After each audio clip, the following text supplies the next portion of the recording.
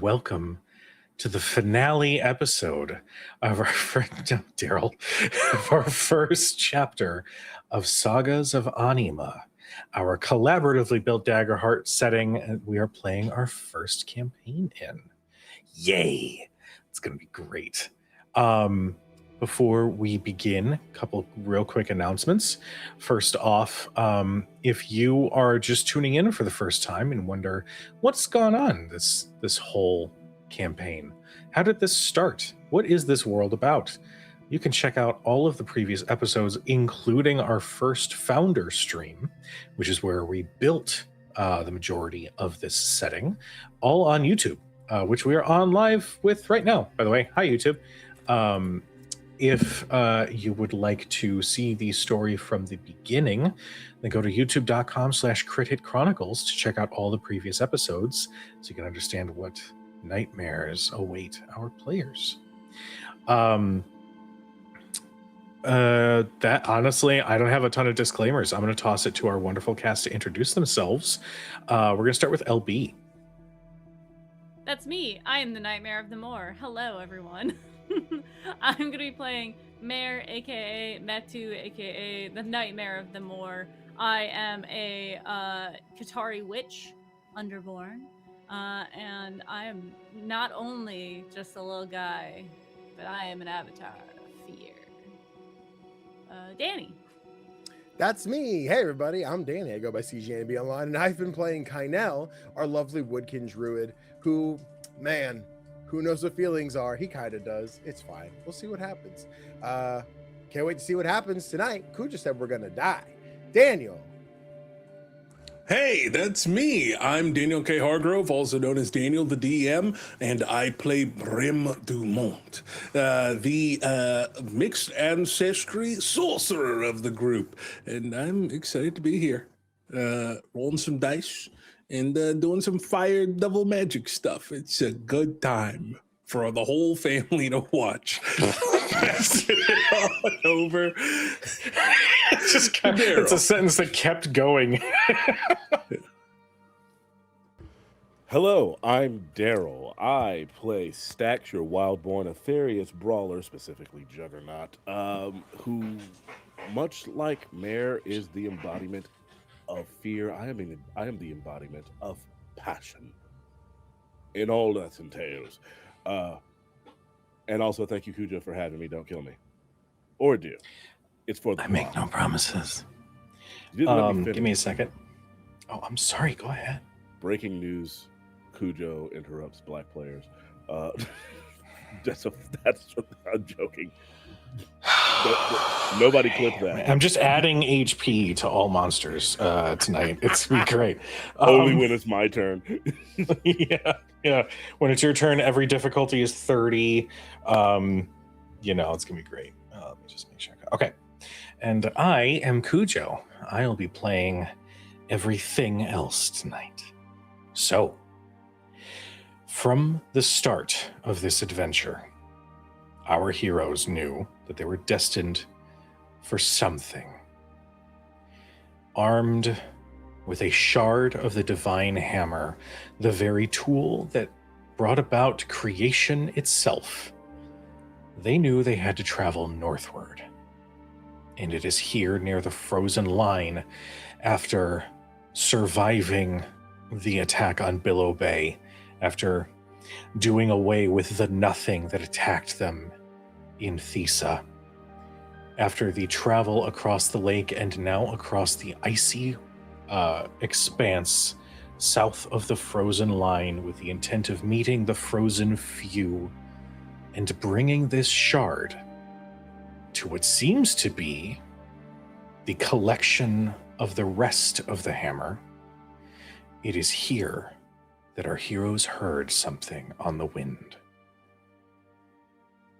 You all are within, I'm going to say, about a mile of where you can see, nestled in the frozen mountains, a collection of stone towers, long since battered and beaten by the nature around.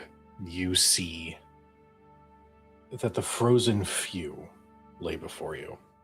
But on the wind, you heard one word. Mine. As you turn and look behind you in the direction that you've come from, you see in the distance a singular individual, a traveler that looks to have been constantly moving without ever stopping, as they have been walking and walking and walking. This individual's body is haggard and tired. Their eyes are sunken in, but there is a fiendish green that you can see from this distance. I'm going to say it's at very far distance. A fiendish green stare coming from this individual. And you have encountered this once before in the Gestadir Swamp. The meeting which brought all of you together on this quest as a divine themselves appeared before you with a singular intent: to claim the shard as their own. You are about a mile from the frozen few. And as this individual stands at a very far distance, you can see that fatigue, that exhaustion that has set into their form now seems to turn to something like focus and eagerness, as it looks like they are about to start bounding towards you all. What do you do? I think Brim sees that and as everyone goes, I think we may want to all start flying as fast as possible towards those towers. You gotta catch a spell. Or do you just mean run? I think running is in our best interest. That's one adversary, but we don't know. Oh, okay. No, I was going to say you turn around, Mare's gone. She's on four legs. She's on four limbs. She's like... He's gonna cast a fly on himself. Okay. For anybody who are casting spells to give yourself flight, go ahead and do so. I will ask Kynel. Kynel, you have a form that grants you flight. Is that correct? Correct. Yeah, so I was going Okay. to turn into a giant eagle. Realistically, he'd be like, Stakks, will you need a ride? And just snap into eagle form. Again, big flappy wings, probably knocks over some barrels or something. You said we're still on the boat, almost there, or we just stepped off? You are now like fully in the winter wilderness, going towards that mountain range. Yes, then knocking something over, whatever is sitting near us, hit a tree, some shit, and be like, Stakks, would you like a ride? How big is the eagle? It's listed as giant eagle. I don't have a scale, but I picked up Brim before. I would say you are allowed to pick up one creature. It does say I can carry 2 willing allies, so. Just kidding. There's also the flying broom. That is true. So I also say during that moment, you watch as he goes, all right, here we go. Not having casted a spell in the longest period of time ever since he was a child. As everyone starts sprinting, he's like, all right, here we go.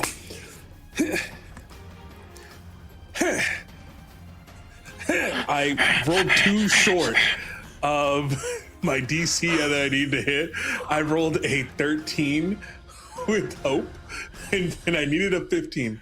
So the spell doesn't, there's like little sparks that happen. I'm like, shite. Brim, if you're having issues, I can carry you as well. That'd be lovely. Hop on. And you said Mare just took off. Mare's gone. All right, boys, let's head out. It's just, I think he's got Stakks by the shoulders with his feet, Brim on his back, and then just takes off through the forest. How elegant of you, Stakks. I'm the king of the I will world. say, as Kynel, as you immediately lift in to take off, with both Brim and Stakks in tow, the moment of Brim trying to cast their flight caused just a momentary delay, enough for that individual to fully sprint. And just as you're about to take off, it leaps through the air to try to grab at Brim. They miss, and then they tumble back to the ground, but they do not sit on that. As you all continue forward, it is now going to look at the only one who is not airborne, which is Mare. Give it to me. Give it! As it's going to chase after you. I will say, in the interest of sprinting, I believe this is going to be an agility check. So give me an agility roll.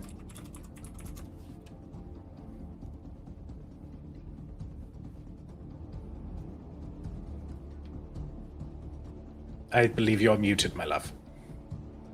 That is a 13 with hope. Okay. Excuse me, I'm not in the... Okay. There you go. As you... yeah. As you are taking off as fast as you can, this individual is pushing past whatever constraints its mortal form has as it catches up to you very quickly. It has gained 2 levels of distance on you, so now it is within close range. Okay, I'd like to do something. Go for it. What you got? I would like to cast Vicious Entangle on it. Okay. Tell me about it. All right, when you cast a roll, you use an action roll. Let's see, let me just do that. Spell casting roll.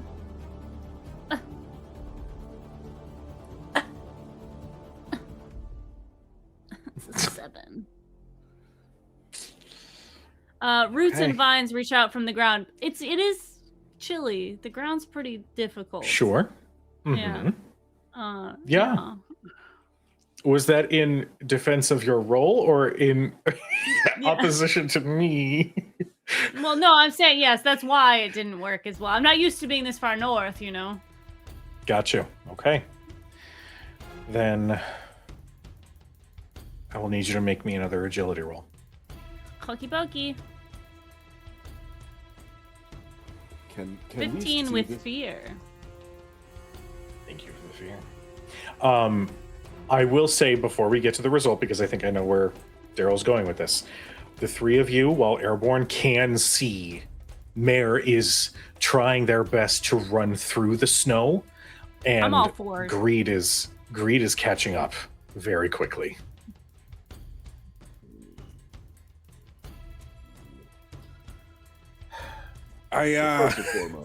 First and foremost, I would like to roll an instinct roll while looking at Greed, so I want to use my ability Know Thy Enemy. Okay. It does not tell me what the difficulty is. It just says make an instinct roll against them. Okay. I have the difficulty up here. Cool.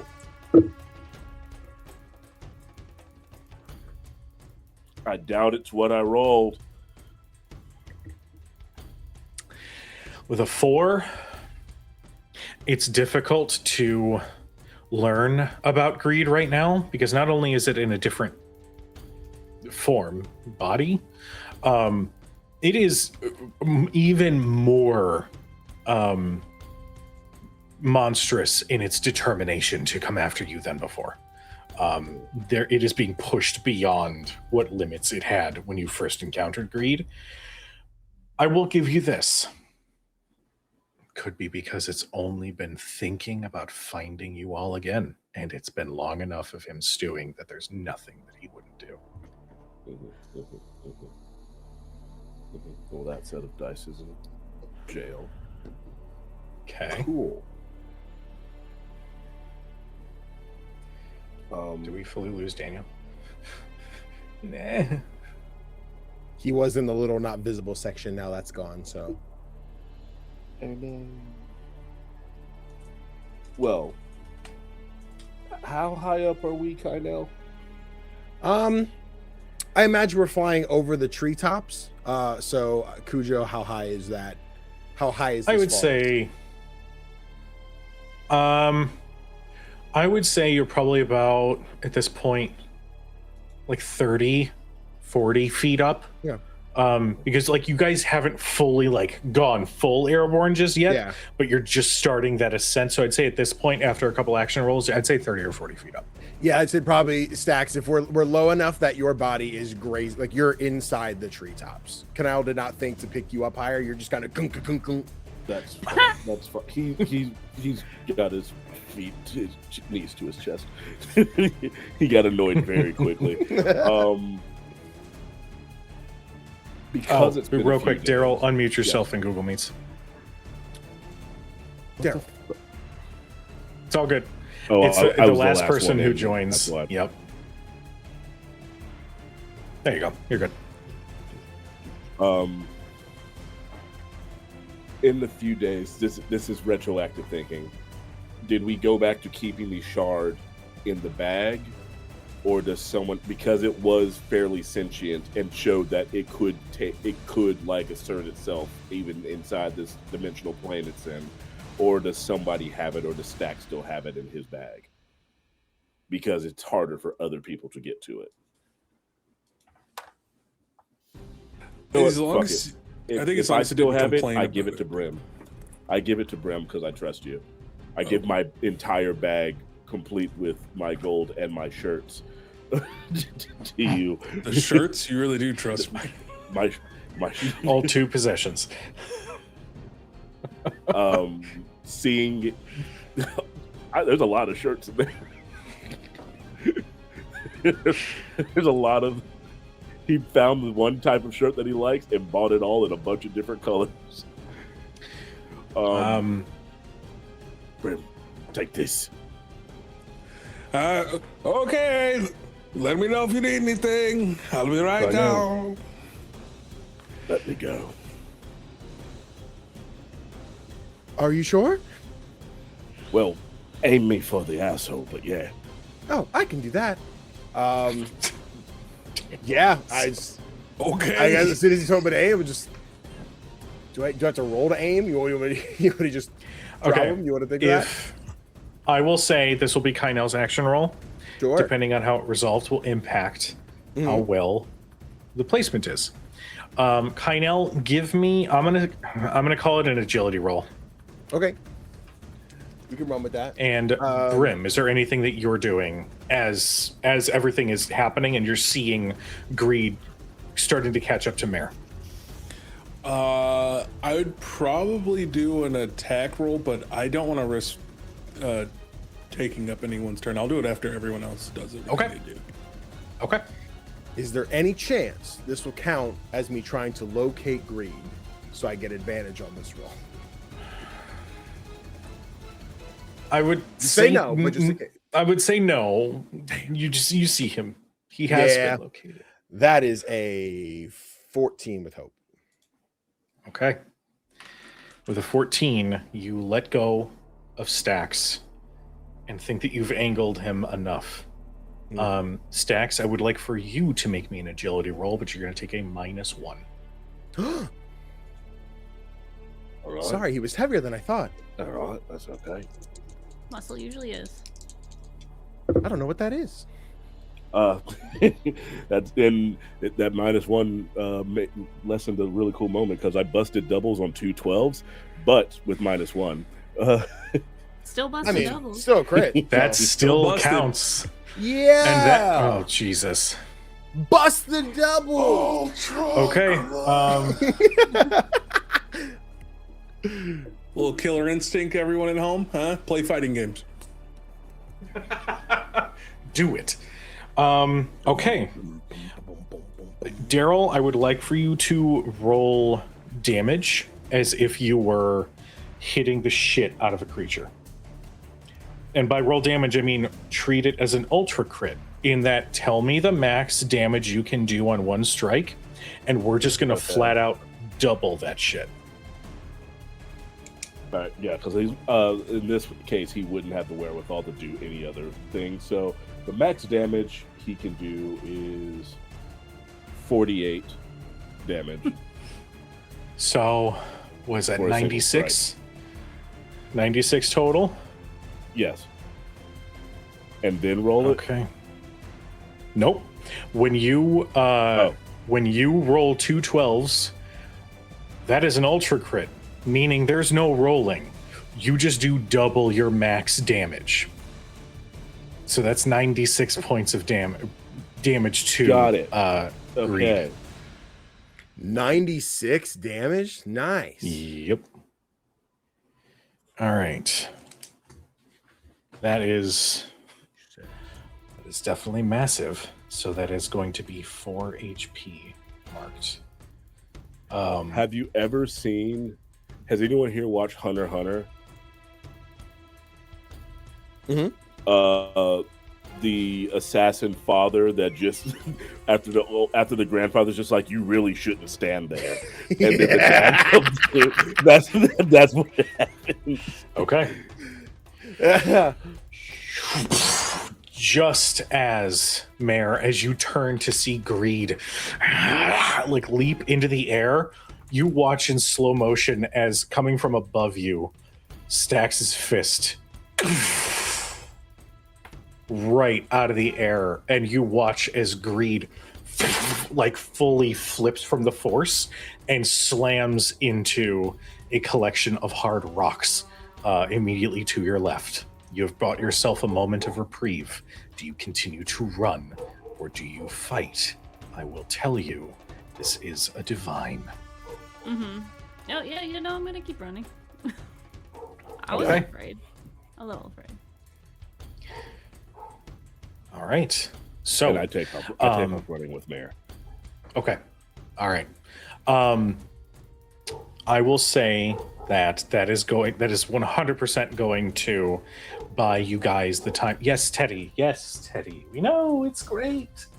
Get out of there, guys! Run! Thank you, Teddy. We're trying. You're rooting for us. It's fine, Teddy. It's a dog. Turn around and I'm fight. going to say, because you got an ultra crit, and I believe that crits are the best way to end an encounter, I'm going to say that at least in terms of you guys escaping Greed to get to the frozen few, you guys are going to do that. Mechanically speaking, the chase is done, but Greed eventually, as you start taking off again,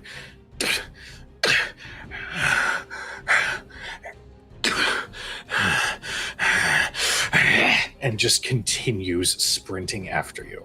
It's at this point, as you guys start moving into the mountain range itself, you hear and feel something.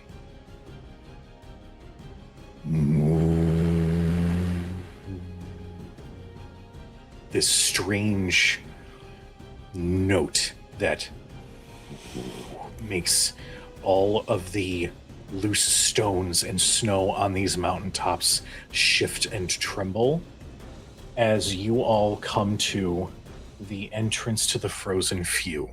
Very much similar to Helm's Deep. It is a large castle structure with two heavy iron gates that before you even make it up to the trail to then make it to those gates, they are already opening them. And that note slowly calms. As these gates open, you see a collection of individuals in various pieces of armor and equipment immediately run out, weapons drawn, but they're not immediately looking at you. They're looking everywhere else until one of them approaches. The mountains sing, they herald your arrival. Yes, it is time. Please, quick, come this way before he finds you. Hello. Okay. We'll say that this is a Drakon, a dragon humanoid. Yes, you must take us to your leader. Oh, yeah, that is me. Please, welcome. Come quickly. They let you inside, and quickly close those gates. And just as you see them start to close, you see that individual, the greatest possessed, is running. The gates close and you hear the large chains and the heavy iron rattles from the force of that blow. Good. All is as they had foreseen. Yes. You, the nightmare of the Moor. You, the one with the infernal blood. You, the embodiment of passion, and you, the embodiment of nature. You have come. Yes, it was correct. And we knew it had one of those had to be correct. Yes, you've come. I trust you still have it. Yes. Yes. Good. My wedding smile. Yeah. Stakks, I believe he's referring to the shard. Yes. He just puts a hand on Kynel's shoulder. Excellent. I'm glad we're on the same Turns page back now. around. You seemed confused for a moment. Please, right this way. Now that you are inside, that one will eventually be dealt with, but for the moment you are safe. Please, come. There's much to discuss. And they lead you into the most bare bones stronghold that if any of you have visited military checkpoints or keeps or what have you, this is the majority of which is empty, save for a few racks of weapons, a few bunks, what look like some rations that have either long since expired or it looks like they're having to live off of the frozen mountain life around them. They do eventually lead you into what looks like a great hall, or what was once a great hall, a room with sconces, but the torches aren't lit. It's lit from the windows that allow the blinding white snow expanse to come inside. They lead you to a table which is filled with all sorts of loose pages and journals and portraits and paintings and the scrawlings of those who have stayed here. And they say, yes, now that you're here, we can begin. Have you've read I apologize. Many thoughts and ideas flood our minds Please. consistently. Take a moment and catch your breath. It seems like you have much to explain and you don't have your thoughts in order. We don't have much time with greed behind us, so I'd like you to get whatever you need out of your chest. The other Yes. pieces talk to you.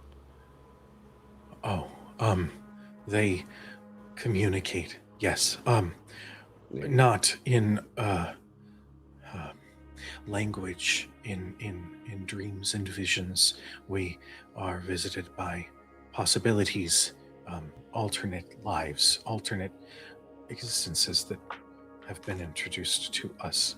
But there is one that we have been revisited by many times, and it was your arrival. The very sweat upon your brow, the urgency with which you have arrived, all of these things have been shown to us. And with you here now, you will forgive us, but we are all very, very excited for what comes next. You are to be, when you are prepared, pardon me, I just slapped the shit out of my microphone. You are all to be allowed to prepare for your journey into the mountains, where you will find what is of the hammer, and it is there that the piece shall be returned, and a beautiful step towards a beautiful future will be taken. So, May I ask, yes, what does that future look like to you? Oh, It's so beautiful. Oh. We are allowed to go home. We are allowed to leave here. The hammer would have enough to protect itself from and they don't finish the sentence. Their eyes, their expression shifts as they recall what it is that they are referring to. It will be given the protection it needs to protect itself and continue its work. We are allowed to return to the outside, to the warmth that you all have come from. And it's beautiful. How many shards are left? That is a question I cannot answer with a number. We see many visions, many individuals, each with a shard or a piece of their own in various obstacles and difficulties to make their way here. I don't believe I can answer that question with a number. These visions, are they of the past or of future? Pardon me, your connection went wonky. I believe that I understand what you said. So this is the future warned me of this. Is it of the past, or is he talking about like? She asked if it was the past or the future that he's seeing. No, some of these are from what I believe to be the past. I was much younger than when those had arrived. It was actually what began to gather in this mountain range. These pieces, this hammer, this collection started many centuries ago. But I also do believe that some of them may be of what comes next. It is a tapestry, a book that is revealed to us, but the chapters are out of order. It's difficult to understand why it is so scattered and difficult. Cujo? Well, if you knew everything, oh, sorry. What is this man afraid of right now? Make me an instinct roll.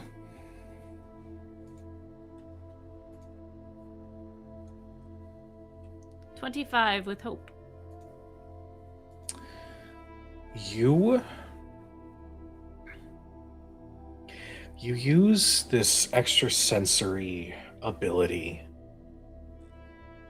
and there is only one thing that this individual fears. And that is the possibility that these visions are not portents of the future. They are wishes of the hammer. That these were not written in fate, and therefore something else could happen. That is what this individual fears the most, above everything else. Okay.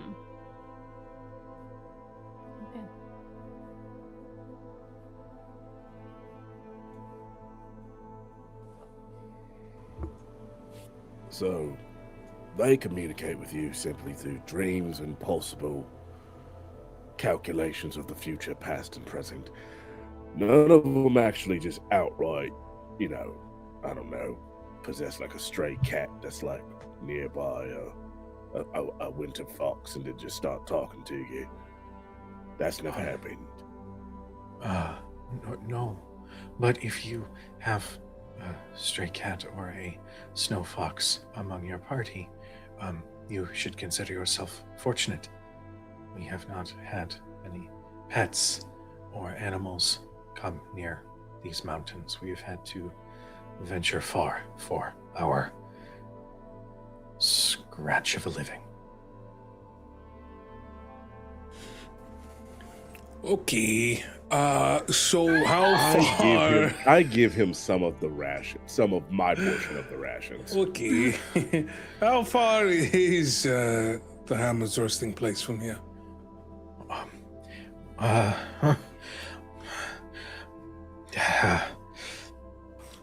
apologize. That is another question I wish I could answer with a logical response, a finite amount of time and or distance. None of us have been able to venture too far without being lost in the tunnels in the mountains. I wish I could tell you, but we have been sworn to remain. Sworn by the Hammer. By the Hammer, by our elders, by tradition, by our blood swearing the oath. Do you at least have any maps of places you've charted thus far that could give us a little bit of guidance? Yes, hold. And they start sifting through these dozens of pages and bits of parchment and scrolls until they pull 3 what look like portraits, but they're landscapes. One is a chamber, naturally. It's some sort of cave, and there are 7 different exits from wherever this individual was that they were painting. It's 7 different tunnels with light coming from within. This is one. And then they find another with a very large underground canyon with a very thin bridge to go from one side to the next. Unlike the natural formations that you'd see in the canyon itself, this is remarkably a smooth bridge with supports that are somehow keeping this standing no matter how much time has gone by. That, and then what was the last one? And then they are like trying to focus as they eventually pull a third.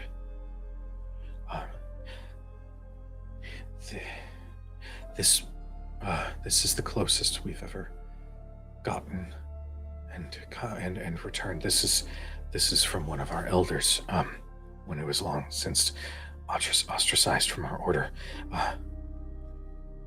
He said that this was the door, and you see a portrait of the walls of a cave that look like were supposed to eventually lead to some sort of natural tunnel, but instead there is a solid, smooth, almost metallic wall, almost like a blank area where there should be a walkway.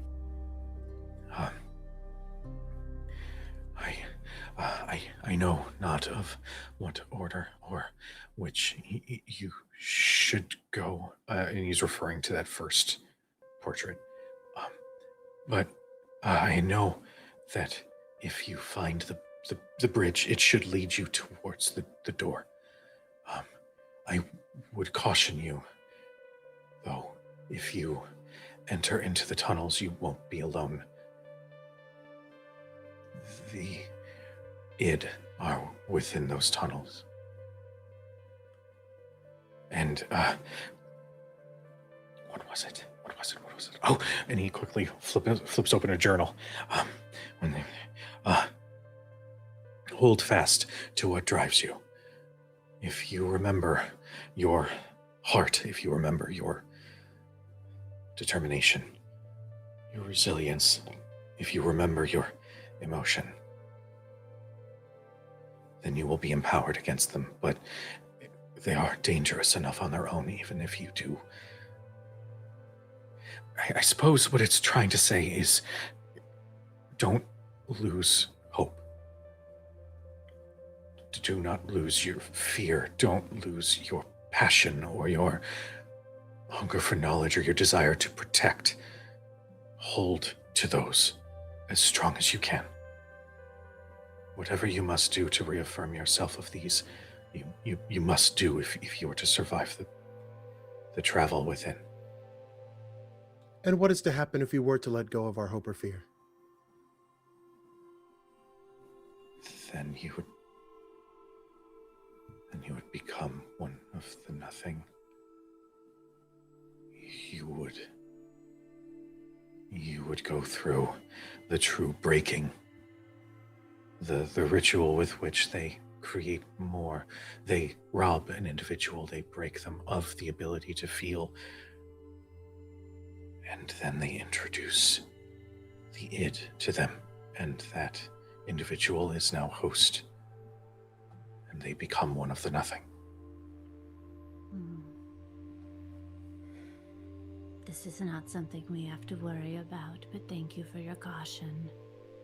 I appreciate your patience. It was written that I should divulge that to you all. If you need time, I believe this is where I am to vacate the room so that you may deliberate and plan. And when you emerge, then we'll begin. And they sort of... Oh. Sorry. Mare is going to step with him for a second, and she's going to say to him, "It is very unlikely that your visions are nothing more than psychosis. Fear not."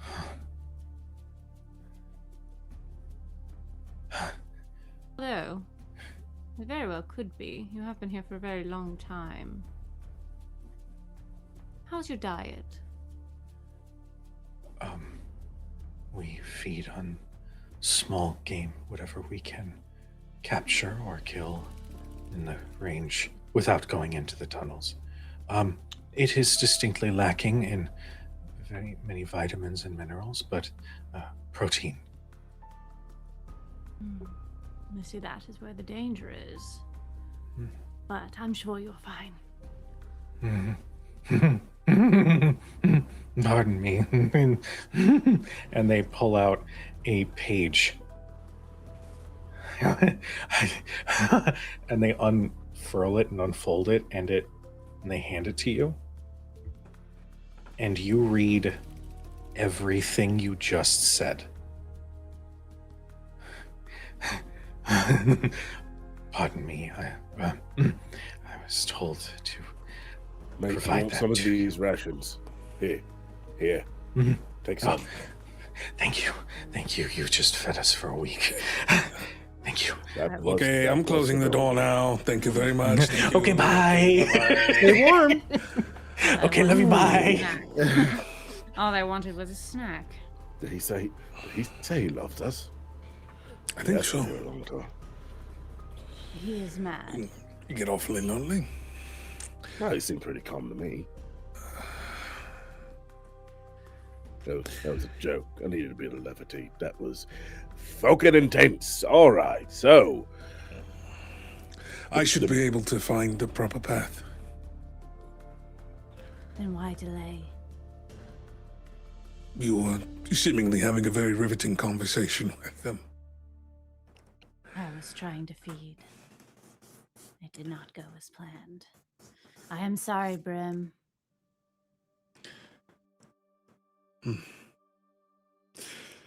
I am worried about the influence the shard has on the mind. And the extent in which it goes. Within us?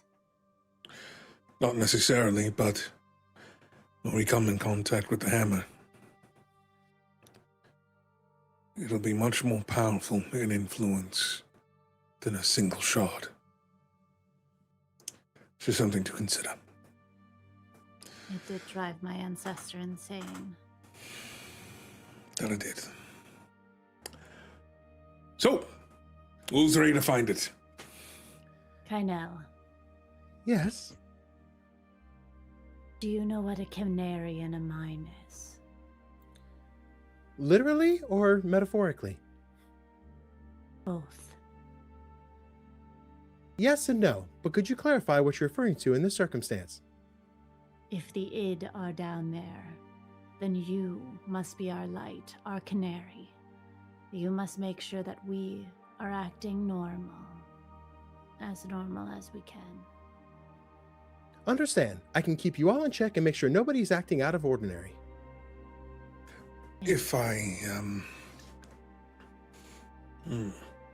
Please, I think he thinks back to when he first casted Counterspell, and when he made flame that channeled nothingness in order to negate magic.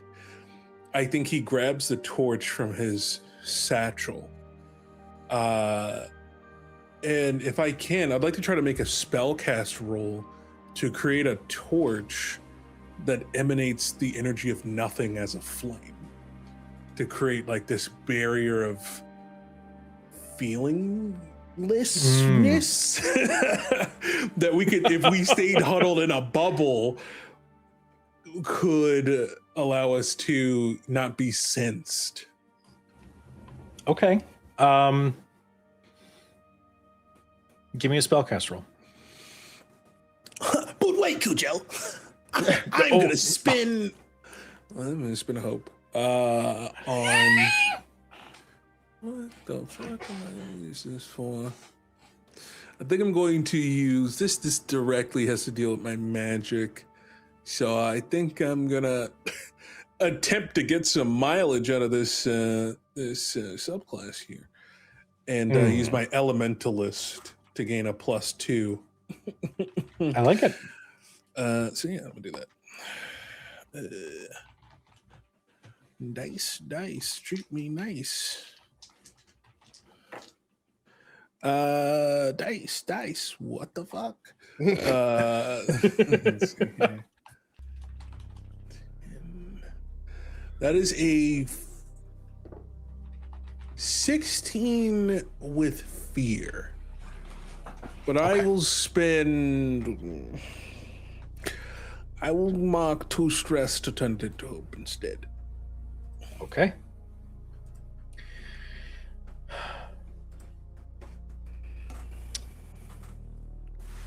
To try to replicate that feeling, to rob yourself of the emotion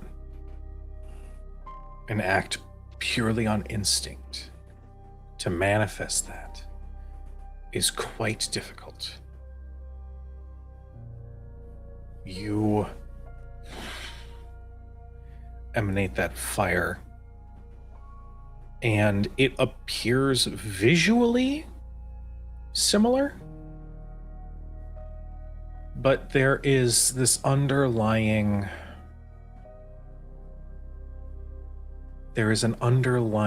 fuel that is supplying this, and it is not quite that nothing feeling. That being said, I would say mechanically it's still going to help. Maybe not as much. Basically, you'd have to really maintain your concentration to keep it where it's at. Cujo, as Kynel, who has felt the transition between feeling and not, is there a way to assist or do my own spellcasting roll to improve this flame so that it is exactly what Brim is trying to do? Oh, that's good.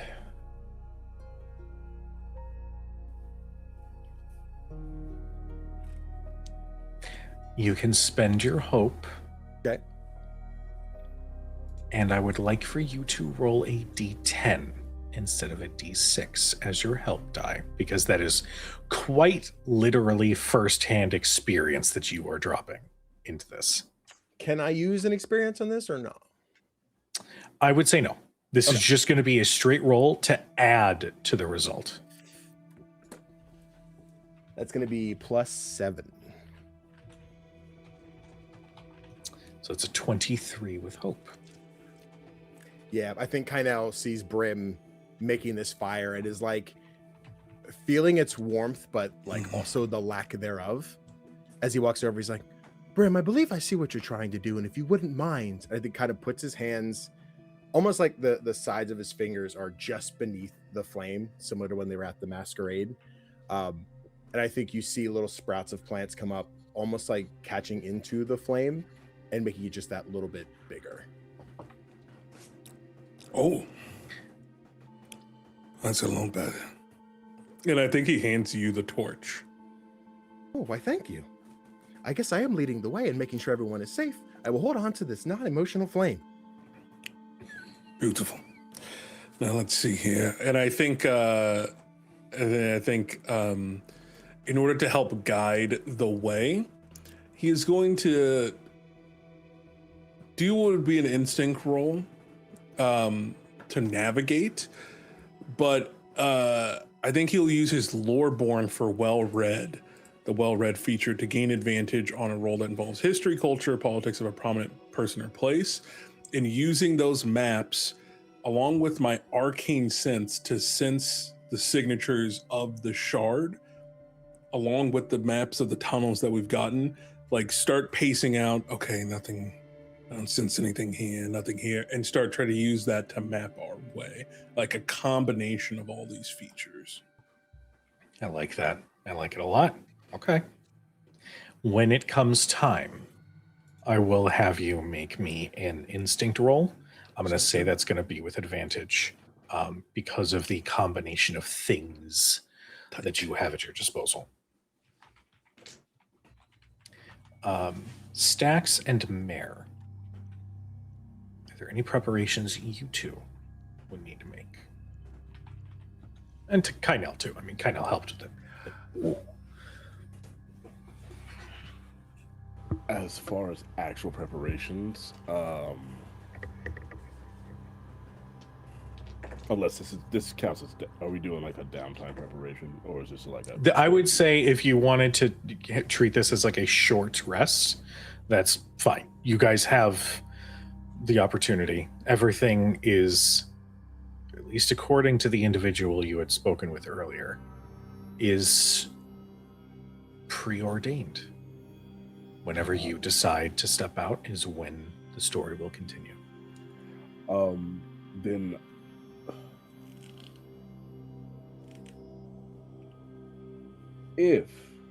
since they're doing that, I would go to Mare because I want to prepare specifically for a possible battle with the id / the nothing.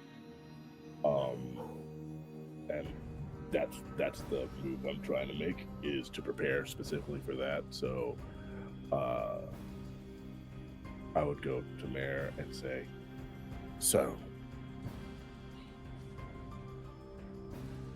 I have to hold on to my passion, you have to hold on to your want of fear. Is there anything that you could possibly think of that would somehow make you, how the fuck would that even work? Make you not want to feed on fear?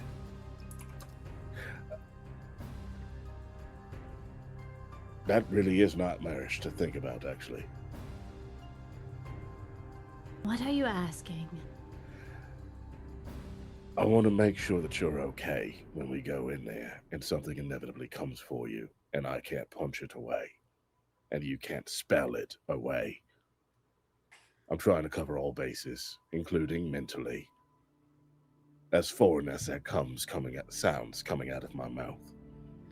I think that what they're not anticipating is that I not only feed on fear, but I thrive on it. And my biggest fear is losing that. So if these things do come for my fear, they are only feeding it. God damn, you're fucking cool. Yes. No wonder never mind. So,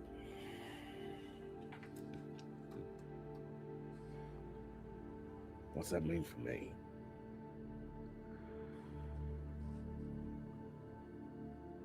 I kind of already.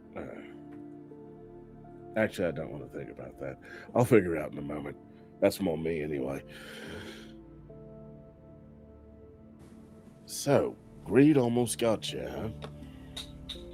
It did not. Yeah. Stakks airdrop will do that to a person. I have more in my bag of tricks than just vines. There we go with the chivalry again. You just like tying people up, don't you? Yes.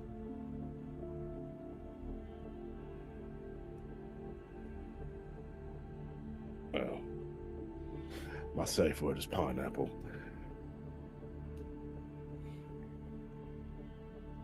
I just made that up. Anyway, And he whispers it. He's just like, I just made that up. Please cut it there. Cut it there. You just see Mare's eyes in the mask, and she just goes. Pineapples are most certainly not made up. It's a very You real didn't thing. hear it. You didn't hear that. I'm just having fun. You sick son of a bitch. There's a fuck. I don't have Suddenly, anything- there's like a random plant just extended out, and it's got an ear at the end. And Kynel just listening in. Sorry, Stakks. I hear everything. Cujo, I have a question for you. I have an answer for you, maybe. So, what I did when we left and left the body in Thesa, how much fear am I siphoning from that? Oh, a lot. A lot. You can feel it even this far north. Mhm. You can feel some traces of it from your travels. Pretty much within, I'd say, an hour of the ship having set sail, you felt the strongest uptick in the fear in your environment. Yeah. I feel like with my connection, my skull, with my connection to Kofu, and him being so close, I feel like that is sort of how I'm getting that fed to me. I like it. Kynel, anything for you? I think is there still papers and other things scattered throughout this room? Yes. Okay. I think kind of was sorting through documents. I think when he saw homie going through all the portraits and stuff that he had, he's like, there must be more that he just immediately didn't grab or anything else that would be helpful. Be that either to navigate or to get a grasp on what the feeling is for people moving towards this. Be that like a journal or a diary entry or something to look over. I think he's looking for that. Make me an instinct roll. I can do that. Good, you should. I shall. that. Good. Instinct plus 3. What did you? Virginia 17 with fear. Okay. With a 17 with fear, I will say you find discarded in this room, off in the corner where there's just a bunch more books and tomes and things, you find a somewhat more lucid journal belonging to what you presume to be an elder of this order, cult. You be the judge. Detailing that this was when they were still sending people into these tunnels, and the constant was that everybody came out ranting of things that didn't make sense, things that they were saying would come to be, things that they were saying was ancient history.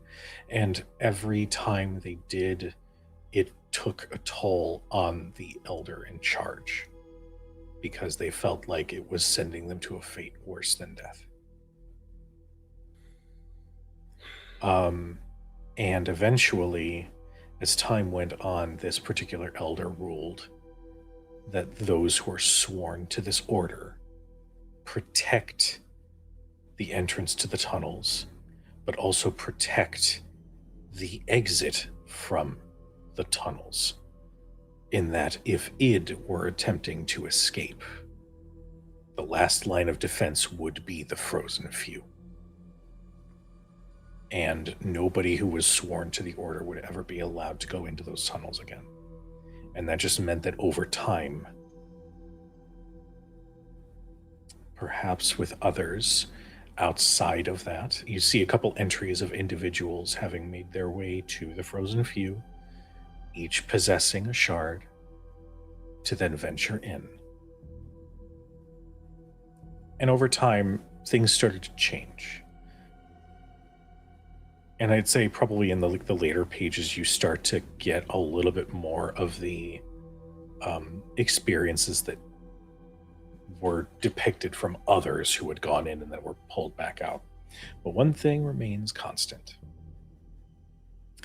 The travelers in the past who have arrived with a shard do not come back out.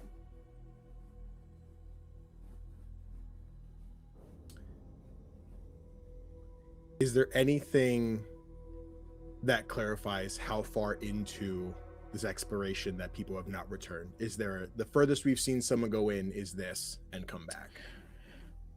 They call it the maddening corridor. It is that first portrait you looked at. The one with all those tunnels, all those directions that one could follow in hopes of finding the hammer. And over time, either by exposure to the hammer's influence or from the creatures that lie in wait, the individuals inside were either pulled and forever kept in that state where they were perceiving time and space infinitely, or they were never recovered because there was nothing left to recover. I think while Kynel is reading this, he like to keep his hands free, almost made this like branch-like sconce on his shoulder, a la like War Machine turret that is holding the torch that he made with Brim. So he's kind of using that to light the books, and is trying to gain some level of feeling or emotion from all this really sad journaling. Cujo, I don't know if this is a you choice or a me choice here, but would Kynel feel anything out of this? With the flame so close?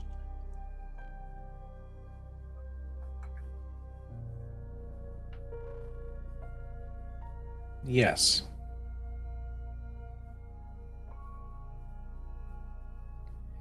I think, Kynel, what comes to mind is not the moment you awoke after the fire. It's when you realized that the person that you were charged with caring for, the person who was taking care of you, was gone. I think that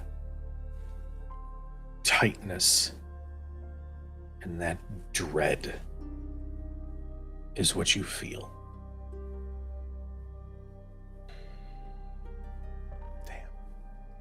Damn. Yeah, I'd say along with that emotional feeling of tightness, I think there is that typical, the vines that came out, made the sconce, almost kind of do this crisscross, start to do this crisscross across his chest.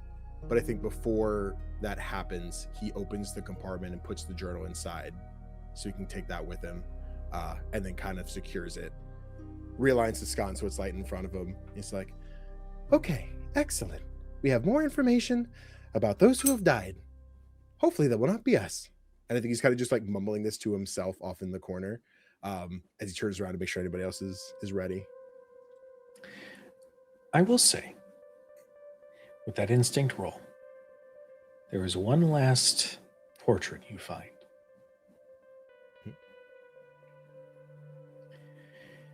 It is of a grand hall.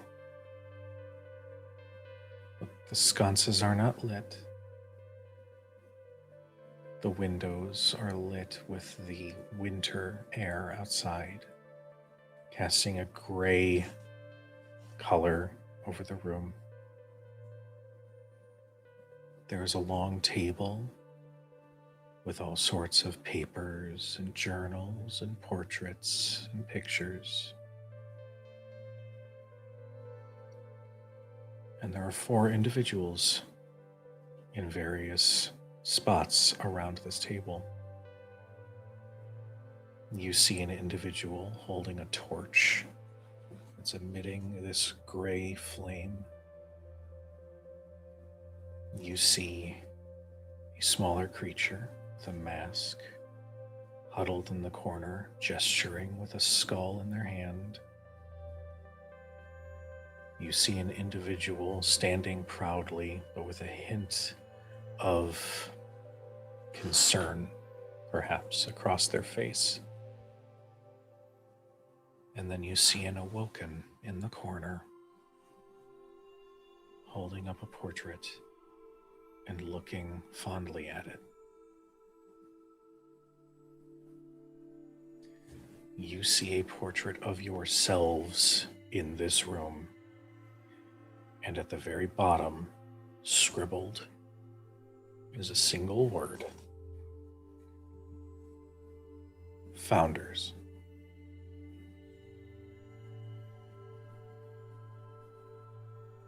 So chat, that's fucking rad.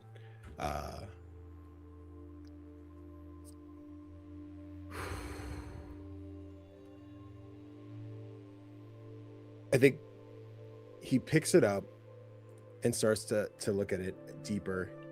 Is it quite literally us, or is it more symbolic? We see that, oh, there's a mat. It is us.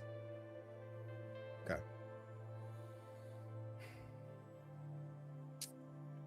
Is this worn and torn? This has been here for a while, or does this feel like this magically appeared? Okay. So prediction. This has a layer of dust on some of the edges of the canvas.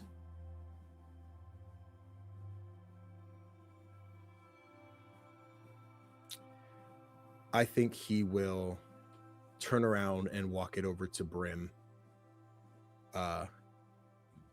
Whatever he may be doing in preparation in this moment, it's just like, excuse me, Brim, it would Yeah. And he's pacing back and forth looking at the maps. Yes, take your time. Oh, no, that was upside down. Yes. I believe we have been preordained. And just kind of hands you the photo. Oh, shit. Oh. You know, I did have slight concerns that the people of this town, area, hill, whatever we will call it, were a little insane. Mm-hmm. But would appear to some capacity, this future has been predicted, and it has included us as something far more important than perhaps we considered.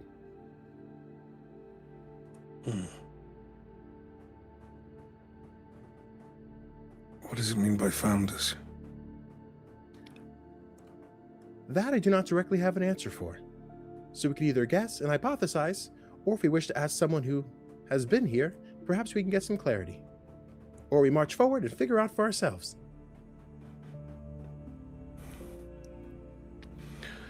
I fear as though if we want more secretive answers from them, they might not be forthcoming about it. But also, if we want the source of the truth, we know where that is.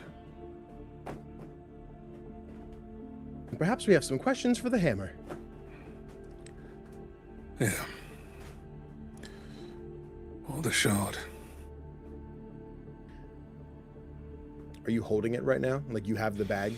Yeah, it's in his, it's in the drawstring, ye old Nike bag that, Stakks carries along with them on this journey. I don't think Kynel waits for you to confirm. I think he kind of reaches behind you and like doesn't open the bag, kind of just like grabs it to pull it closer to him, like, "Excuse me, Shard, we have a question. Are you awake?" And kind of jostles it on your shoulder.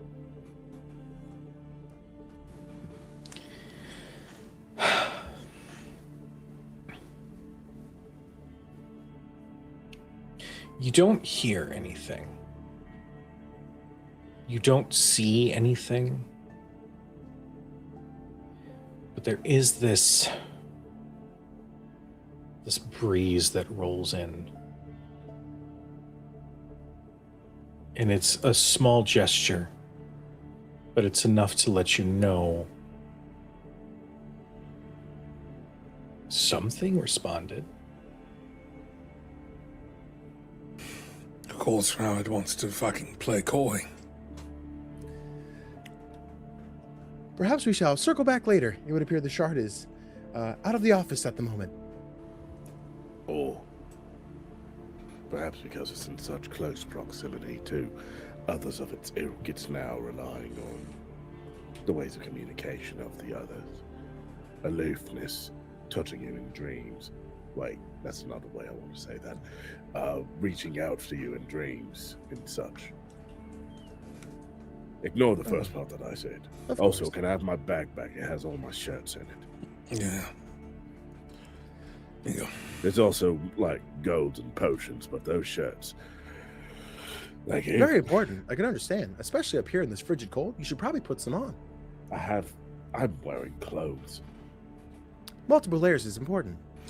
I think Brim is probably wearing like this large mink fur like cape, almost looking like something out of like what Thrag wears in Invincible, that like covers most of his body.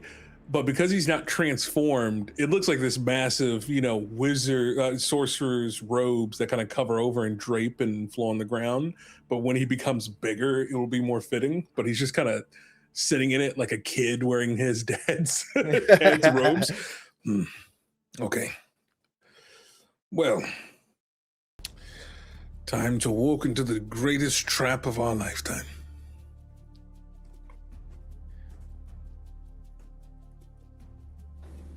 Unless there were any other objections, suggestions. Looks over to Mare.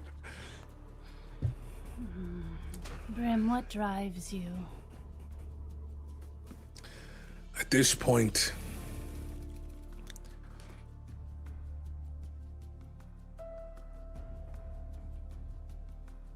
answers.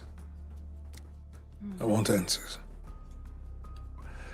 But unfortunately, we're walking into a trap hidden within another trap. Blind.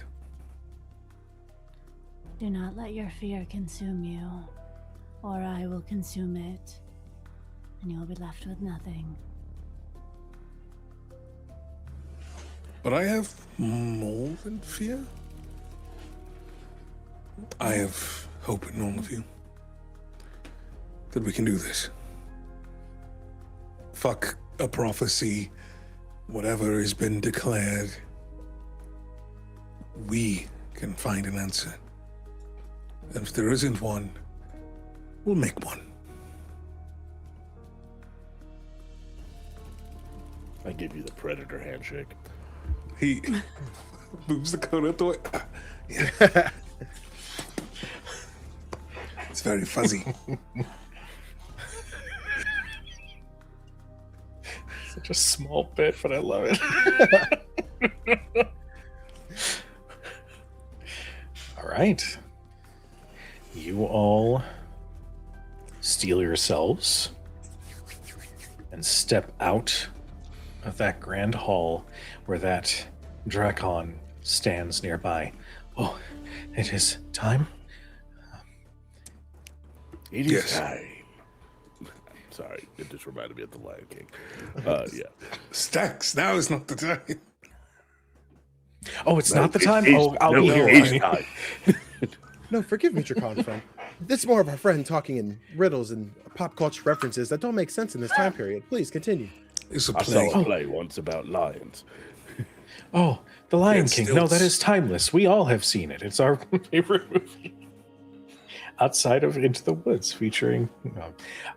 You don't have animals to Meryl eat, but you Streep. do. You don't have animals to eat, but you do have broadcast television. That's weird. Okay.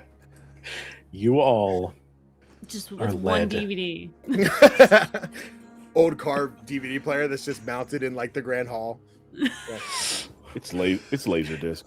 Yeah, Sorry. it's definitely old enough that you just every time they turn it up, you just hear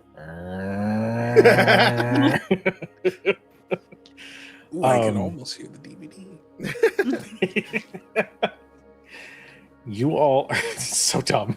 You all are led through several halls to what looks to be a large cavernous opening into the mountain itself.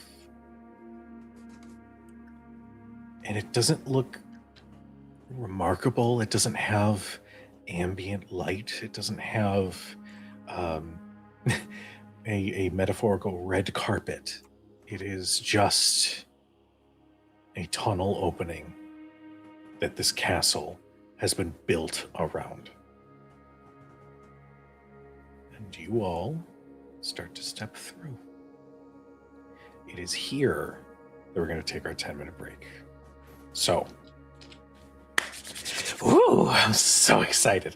For those in chat, thank you so much for tuning in for tonight's finale of our first ever chapter of Sagas of Anyma. We are going to take a quick bar break, so get yourself a snack, get yourself a drink, take your medicine if you haven't. We'll see you guys in about 10 minutes. Be right back, everybody. And welcome back, everybody. So, when last we left off, our heroes had begun their trek into the tunnels where the Divine Hammer is said to be. I would now like for Brim to make that instinct roll with advantage because of your various beneficial equipment pieces and spell work and whatnot. Got it, and I'll spend a hope to get a +2 for my arcane researcher experience, and then I also have advantage from my lore Okay. born feature. Allure born. I like it. Wow, that's terrible. Great. No. That's a 16 with fear. Okay. Thank you for the fear. So it's not that you get lost. It's not that you don't have that energy to focus on, because as you open your senses and open your mind to the environment that you find yourself in, it's the best way I can describe it is that there is an itch in your mind. This little presence of, what will I see? Will I see somebody else? Will I see myself? Will I see other futures, other timelines? There's this little bit of an anxious itch as you begin to move through this tunnel. As you do, it's maybe not as fast as you would hope. But as you fully weave through several tunnels, you periodically can hear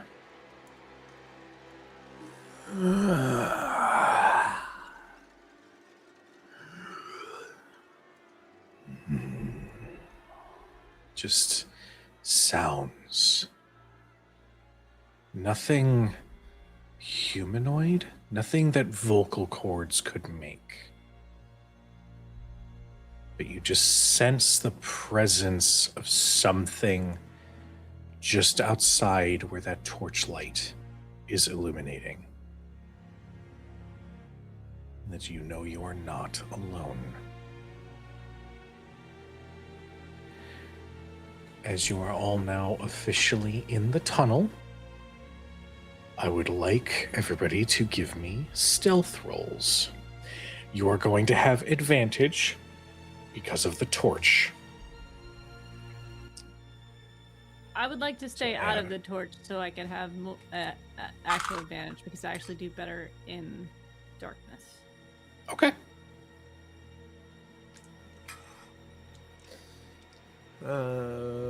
Stealth would be presence Question. roll? Sorry. Go ahead. Yeah. Stealth. I think that would be more finesse. Bet. My question for I know you said we get advantage. Much like how Mare is trying to stay out of the torchlight, would is this more geared to us not being seen or not being heard? Scene. Okay. Just gonna get the book out because Danny threw his arms up. Mm-hmm. Yeah, only asking because I have light foot in which I naturally move silently, but got you. Yeah. But yeah. Kynel. He was popping. Did you get curious? Yes. I did double ones. I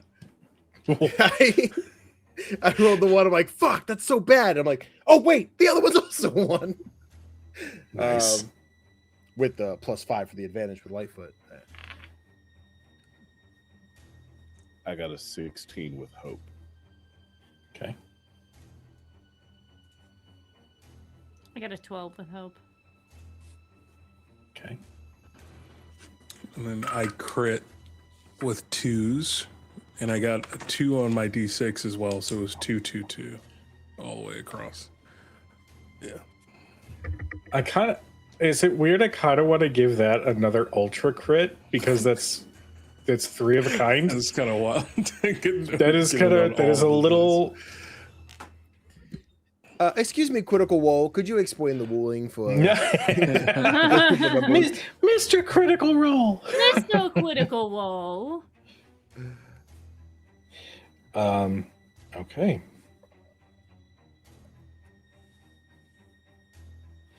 Give me a second. Okay. Kynel and Brim, the stealthiest boys in the neighborhood. So, you all begin to move through. And as you are following where Brim is leading, there is periodically, almost like clickers in The Last of Us, this little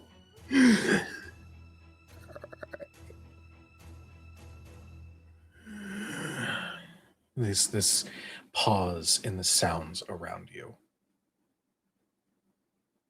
But then those sounds return. For a moment, Mare, as you were staying outside of the light, as you creep around the corner, you almost come face to face with something otherworldly and horrifying. This creature, it's not quite corporeal, it's not quite ghostly, it's somewhere in between. This gelatinous, translucent, dark gray matter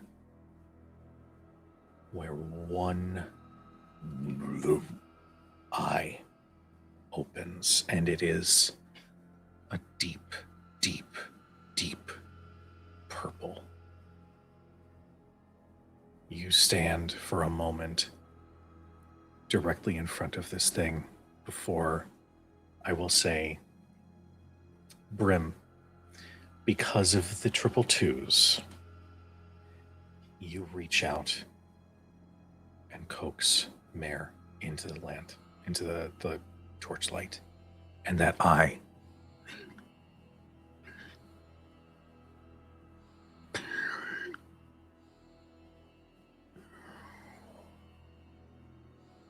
closes.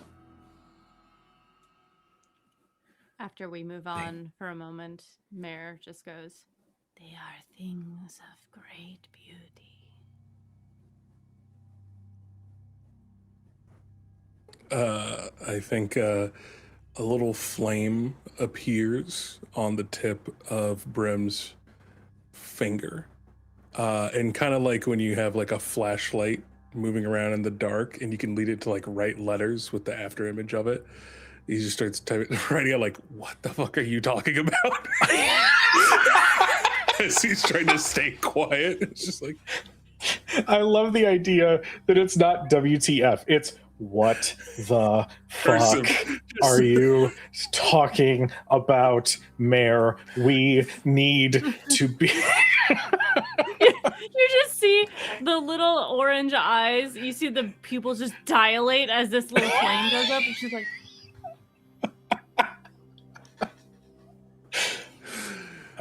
I love this group so much. You guys are going through a nightmare tunnel, and we're still finding humor. I love it so much. Stakks feels all the attraction leave his body in that moment. Yeah. No, you know "You're what? a furry. It's okay." What? He didn't even Anyway, know you were a catfolk. so you continue onward. And it is here that you come to the... Shut up, Daryl. You arrive at a central chamber where there are many tunnels that you can see all around you, and that portrait did not do it justice. There are about a dozen pathways that could branch off from this very room. But you have Brim with you. Brim, I will ask for another instinct roll with your advantage and whatnot. all right, I'll do the same thing as last time and try not to roll like dog shit. I mean, you did it. Okay.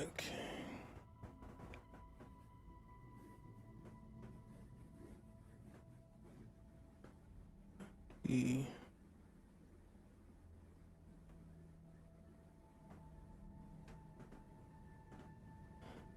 29 with fear.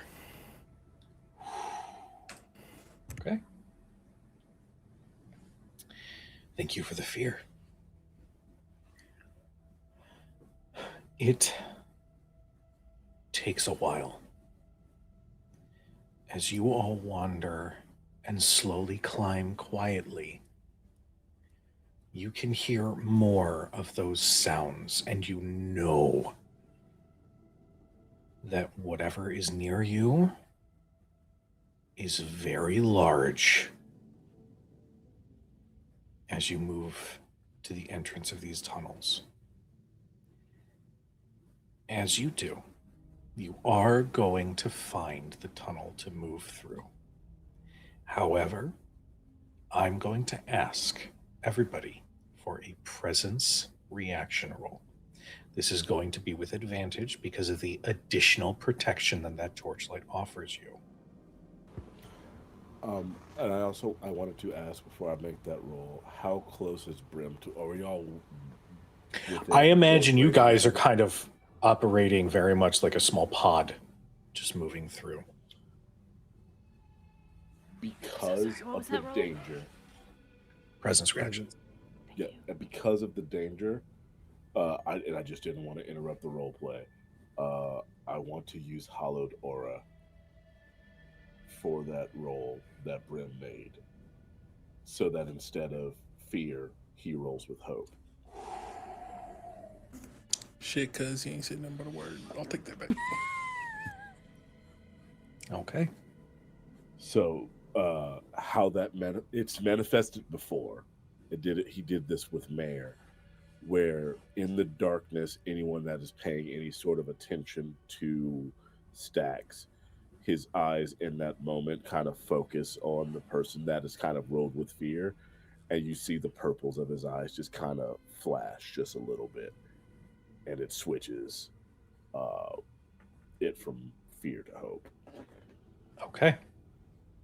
And presence roll, you say? Got it. Yes.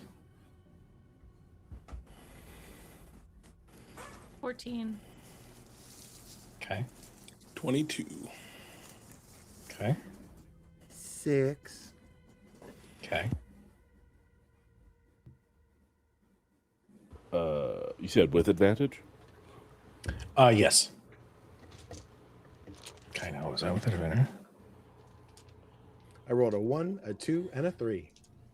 Hey, One, another two, Yahtzee a buckle roll. my shoe. That is a 16 with. That's the hope die. So, yes, 16 with hope. Okay. Kynel. Mm-hmm.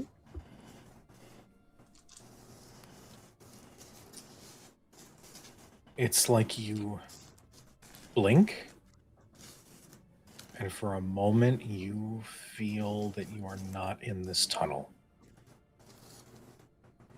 You are somewhere else.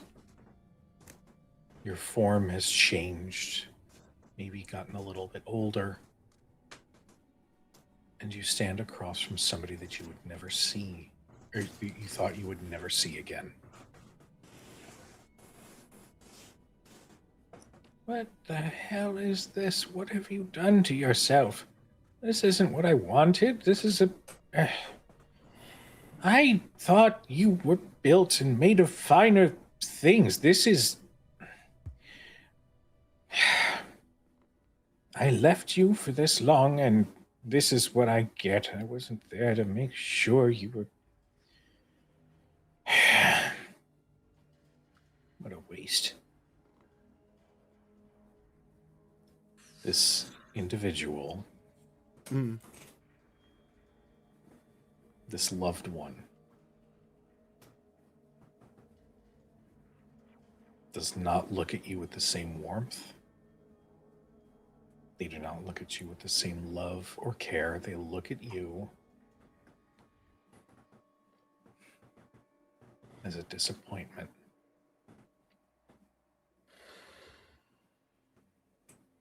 I hate it here. I think there's this like a stammer as he's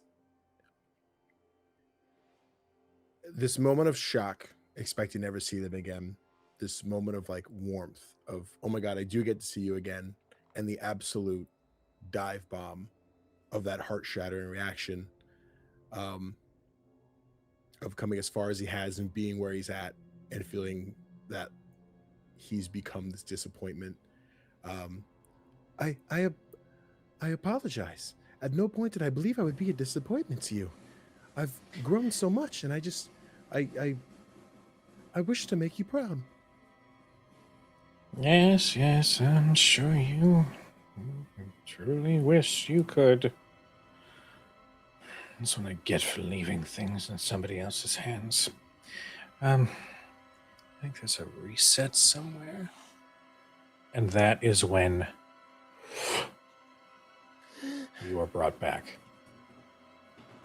That crisscross vine across the chest just gets thicker.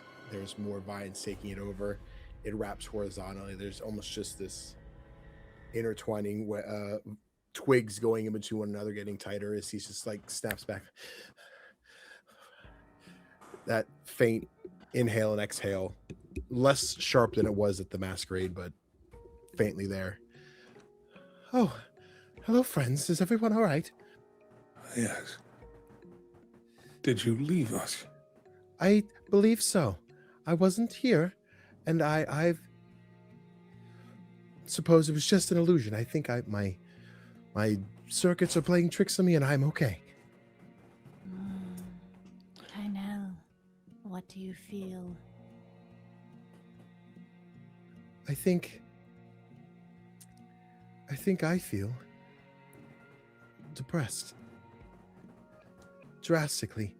And I don't like this at all.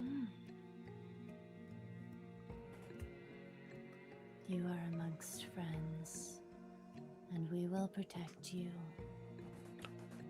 And if I'm able to, if anything like that happens again or attempts to, I'll try to counterspell it. Thank you. I appreciate that. For my own clarity, am I of no use to this party? You are the greatest use that we have. You are our canary, Kynel. Also, even if you didn't have a use, you'd still be our friend, and that's all you needed to be. I think his head turns to Stakks with a dim light in his eyes.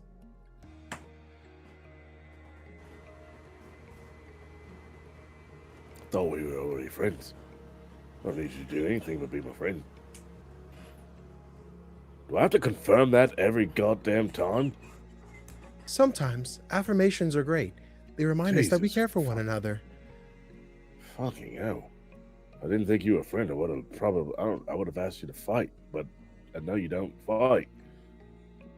You Well, do I don't fight your know. friends. You prefer to protect and care for. Listen, bud. We don't get a lot of interaction outside of a snarky comment or two, but we are good pals. All right, I express more to you than I express to most. So if I have to confirm friendship, yeah, you're good. It's not this slow movement of his arms. It's this just gravity falls into you for a hug. It says, thank you all very much. I appreciate this. I feel okay now. I think he backs away from Stakks. He pats you on the back. He goes, all right, We that's a good lad. can give more hugs out of the death tunnel. Yeah. Of course. Thank you. As you say that, He looks over at Brim just like, so quick number check. LB, you had a 16. Daryl, you also had a 16. Daniel, what did you have? 22.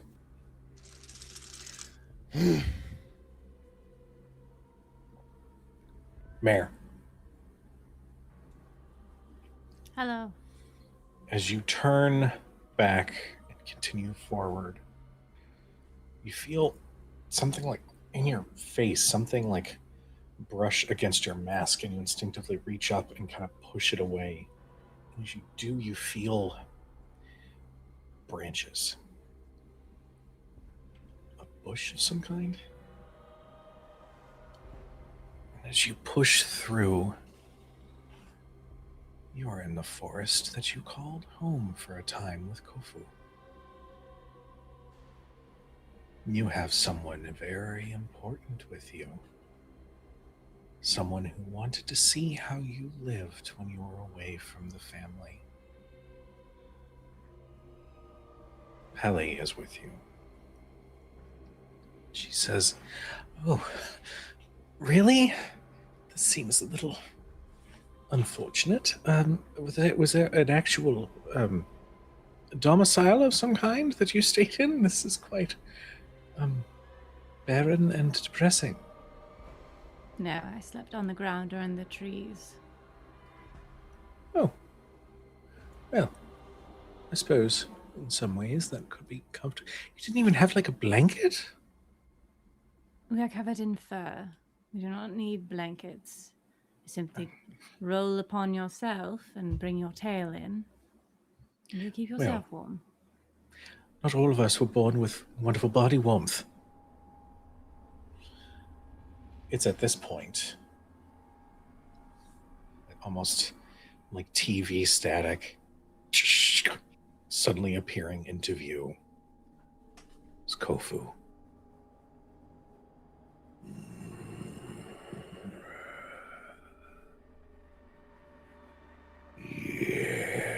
Yes. Pele is terrified.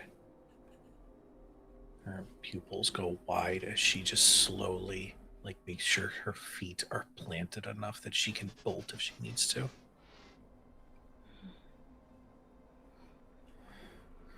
What is that? That is true fear. Do you feel it? Yes. Do you love it? No. No, I should very much like to go home now. Do not move. Stand your ground.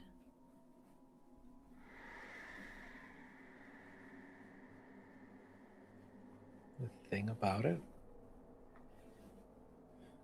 is that she actually does. And that's when you step back into yourself.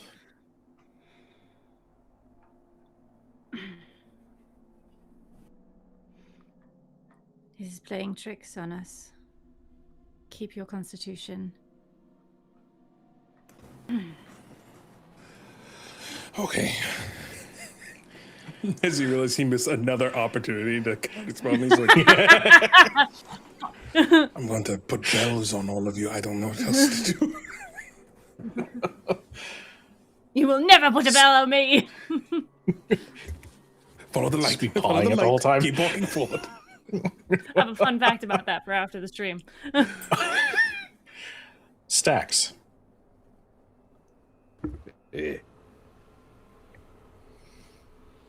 You are walking with everybody, and then you hear waves. You smell the salt of the sea. And for this, it's like you fully fall back, and then when you're supposed to impact, you wake up in a bed. It's nighttime, but it's always nighttime here.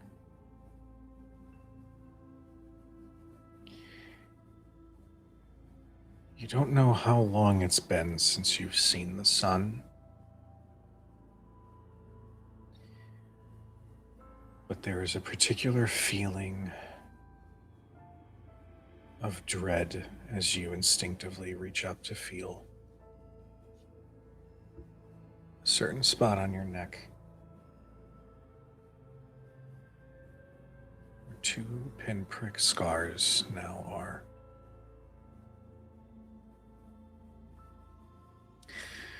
And peeking in through your window is someone you've not yet met. He has closely cropped hair, pale skin, the elven features give him a very fair appearance as he just peeks in. Hey, how'd you take your sleep?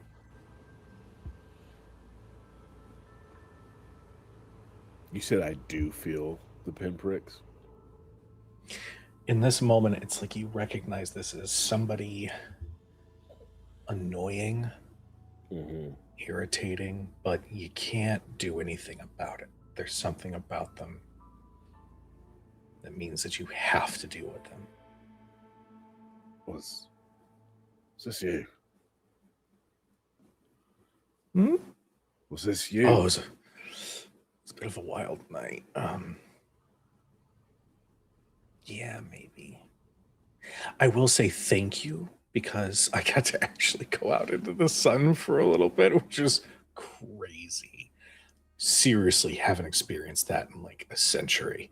But I don't know what it is about the whole like divine blood thing, but like it kind of warded off some of my like, handicaps, if you will, on my side. So thank you for offering. I really do appreciate it because it's great. I'm really glad you came back. Really missed you. I'm back. It's then that you realize that you are in bliss. Yeah. here. You'll get used to the dietary change. I will tell you that. It might seem a little awkward at first, but you do really get used to it. It turns out you kind of get a little bit more out of it than you would with like regular food or like protein bars, whatever you eat in your mortal-ish life. You actually get to pick up emotions too. Man. It is a It's trip. heavy well, for me, it's heavy on the ish. Oh, well. And I would not. I would come back here. You don't even like to fight here. Well, yeah, we just kind of hang out and party every night, so. Ugh. Boring. And it's as you say boring that two things happen. One, the irritation you feel make your canines extend. And that's when you snap back into your body. Yeah, no, not you. Never you. Brim turns around. He says, I think no. Mare Shit. realizes what's happening. She turns to Brim, and her hand just comes straight across your face. Mine? No, Brim. Oh. Dodge! I didn't get my vision How high yet. did you jump a full foot in the air? I'm a cat!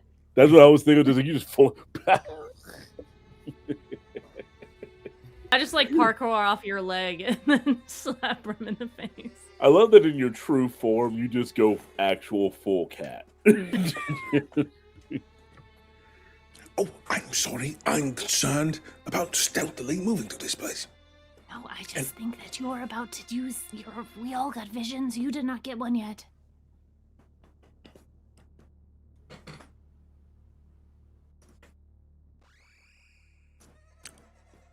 I'm fine. Let's go. Yeah. Let's go is when Yeah. you are saying this with excitement to somebody else. You are back in the conservatory. Things are much different. People were walking on eggshells last time you were here. There was a whole coup, if you will, among the staff, among the administrators. Halloween made a play to be the headmaster of the conservatory. But you saw to it that not only was that attempt met with failure, but that Halloween was expelled. Completely removed and cut off from the conservatory in all ways. And now you stand in front of a few students who all look to you as you have this excitement at something that you wish to show them. And they turn to each other. Where are we going? What's happening? Are we not giving lecture today? I thought we were supposed to learn about the hells a little bit more.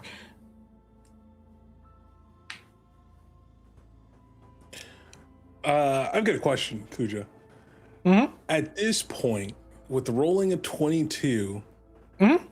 and having seen every single person go in it before it, am I lucid within this vision? Yes. I will tell you mechanically what these numbers meant.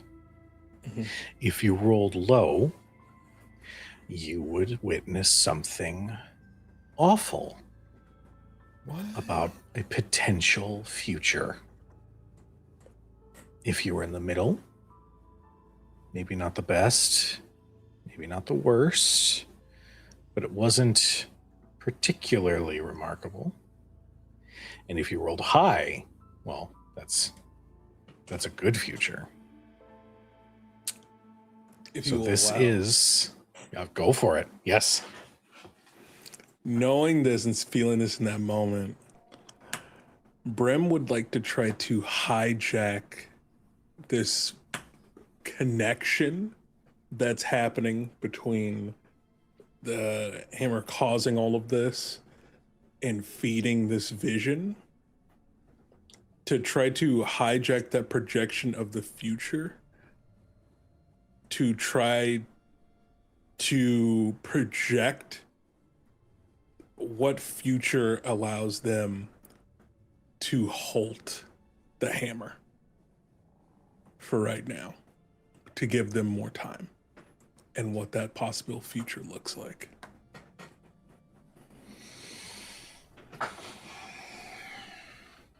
Roll your hope die. 1.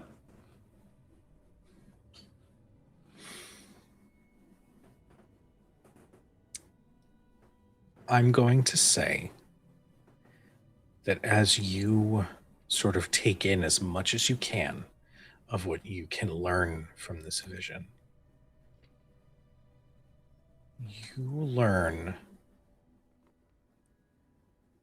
that this must be within 2 years of your current moment.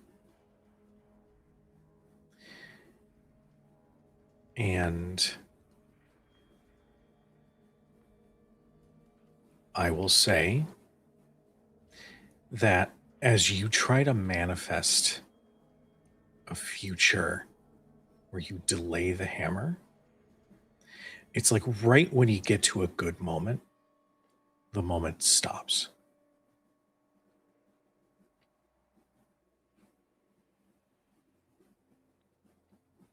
And I don't mean that you snap back into your body. I mean that you are trying to manifest what it looks like, and this future quite literally freezes in time, except for you.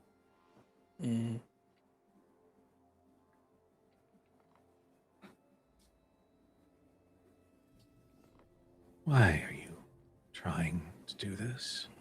You can just hear this voice sourcelessly among the halls that you stand in. Because the games are reserved for children, which is essentially what you think of us as.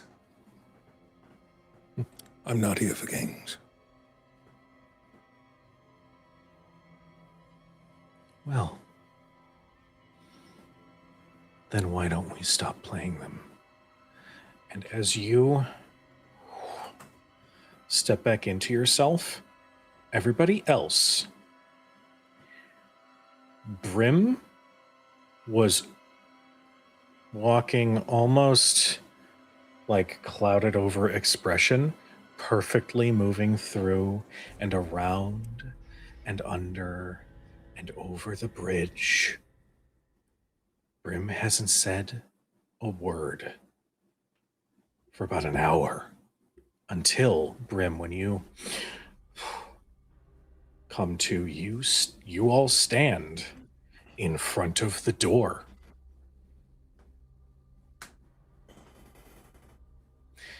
And as you stand there, that perfectly smooth piece of metal that blocks your way, a small split starts to open as a light emanates from within. Inside, you can see a chamber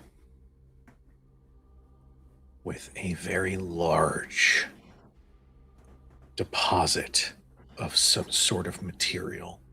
Not quite platinum, not quite silver, but it's in the center of this room.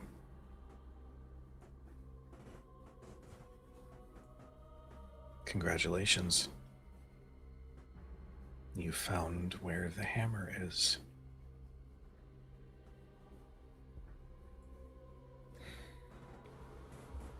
Oh, you got that look in your eye that everyone else got. Yeah, But it was like an hour. they didn't like what I had to say. What did you say to it, Brim? I didn't play along.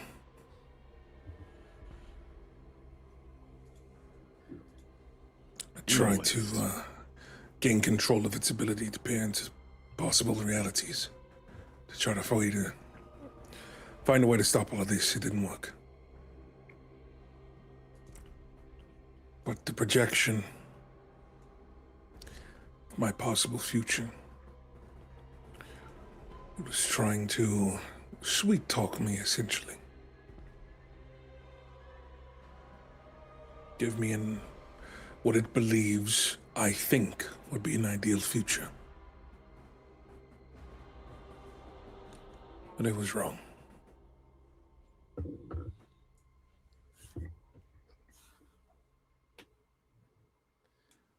Well, we find ourselves here. Now what? We make our own future.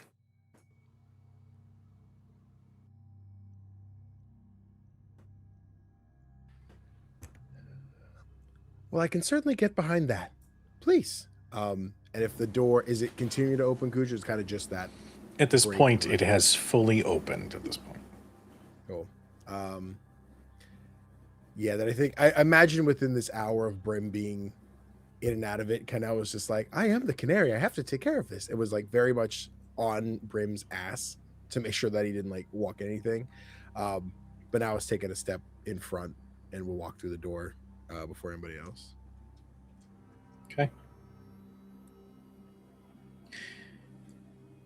As you all step into this chamber,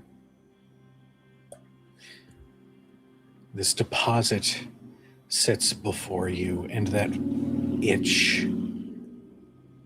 and the vehicle, There's a motorcycle in here. riding by. Good luck, Thanks, I adventurers! guess. Them the founders right there. Brother. Guys are riding on the Arctic snow. I thought no one lived past God this. damn it. Oh, that's Billy Bob. Billy Bob the Ancient. Billy Bob the Ancient. He's a great guy. Hey, what's up? Want a Person on the beer? motorcycle- Anyway. That person on the motorcycle will never know they were part of our Daggerheart game.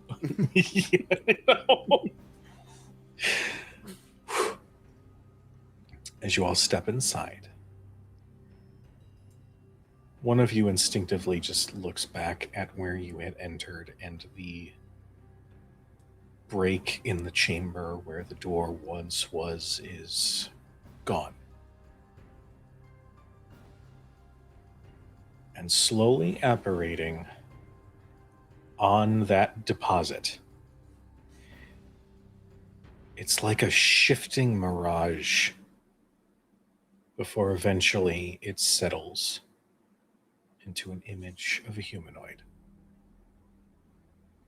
This individual wears a black and gold suit vest with a red cravat, long brown hair tied in the back with a red ribbon, and in their hands is a book.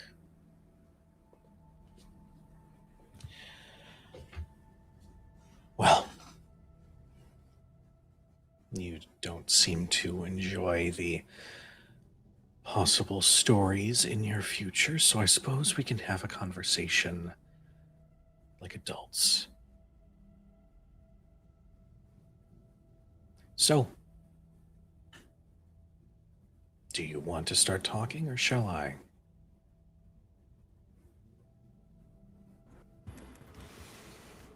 Well, you're the one who led us all the way towards this journey. Hmm. Actually, no, let me start with a question. How many more pieces are there? That remains to be seen, and I mean that literally. I mean, there could be 10. There could be 200. There could be 5,000, there could be 3. I would say in this present moment, where we're at, you see that their eyes sort of focus. There are 12. Whether or not they all make it back here, well, I could divulge that information, but I have a feeling that you wouldn't be satisfied with that, so. As long as we know it is not the last piece that needs to be reunited.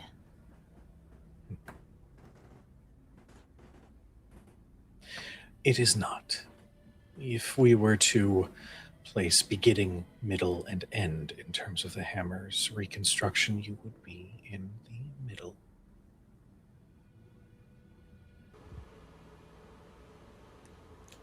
What's the point?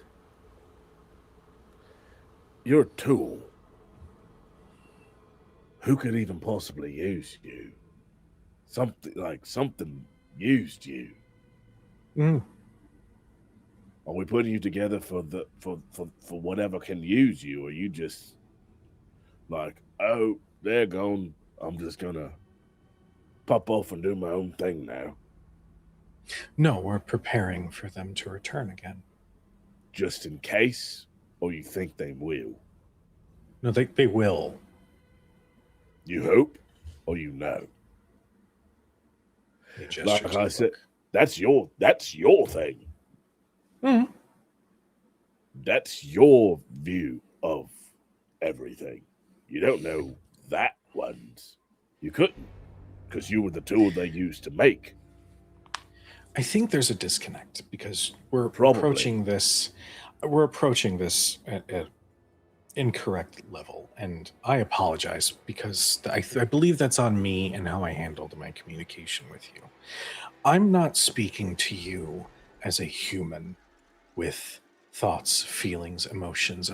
What am I going to eat in the next hour? Hey, am I going to get to a decent amount of sleep? What vacation will I go on? Will I be able to kill Professor Halloween? Will I be able to ensure that my love and adoration of fear remain even while my family suffers? Will I end up in bliss? Will I find a purpose? Who knows? Will I ever find her again? I don't have these thoughts. I don't have these worries. I don't have these goals. So when you say that's your view, you're literally talking to the thing that made you all. If there's anybody who is an expert That's the point. Oh, on what comes next, it would be me. but the main point is that you're a thing that was used by someone else to make something. Sure. You were a part of it like when we were a part of it. Someone else had an 100%. idea. Exactly. And I am here to ensure that that idea remains on course. That is my job. You're right. I'm a tool. I don't like that Was a term. part but of that also you shattering into a billion pieces, or did the sentience that you just kind of had say, "Oh, I need to come back just in case"? Maybe that was a part of their plan as well. I'd say that was a pretty welcome side effect.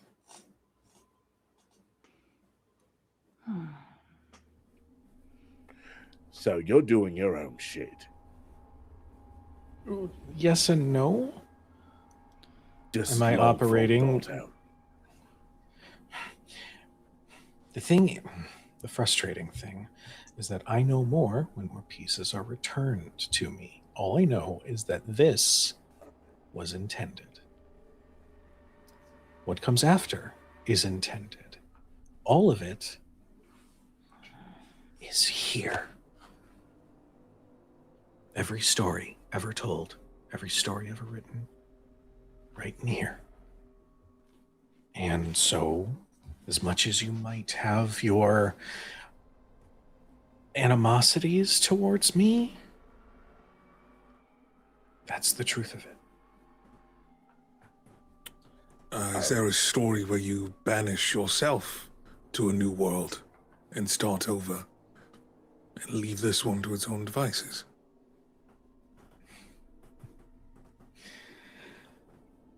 No.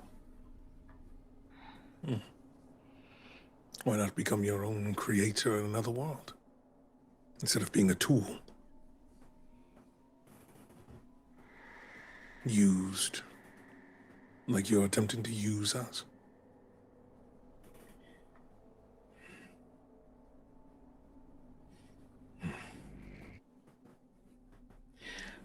I am here with a very specific purpose. I am here to reassemble so that a new world may be created. That is what happens at the end of this story. A new world is created. I am here in the meantime to witness. And then you just go to that new world. Well, is the I new think world we're asking literal the or wrong metaphysical? questions. Like, Right, do we survive the new world being created? Or do you not see that far without the pieces? Is there a bit of a block? Princess Metu, you were speaking. Are you the hammer? I'm a spokesperson for the hammer. I am here to catalog, to witness, to chronicle. And if you choose to make this decision in an attempt to banish the hammer, you will have succeeded, I believe. You will have complete and total free reign over your world, but you will be left with a world that is filled with so much pain, so many deaths to come. If you leave the id unchecked, it will grow stronger. And if you do not accept the hammer's help, the likelihood of you and your world surviving is very small. When we spoke, you said it was about balance, but wouldn't in completely destroying the id, you would destroy balance?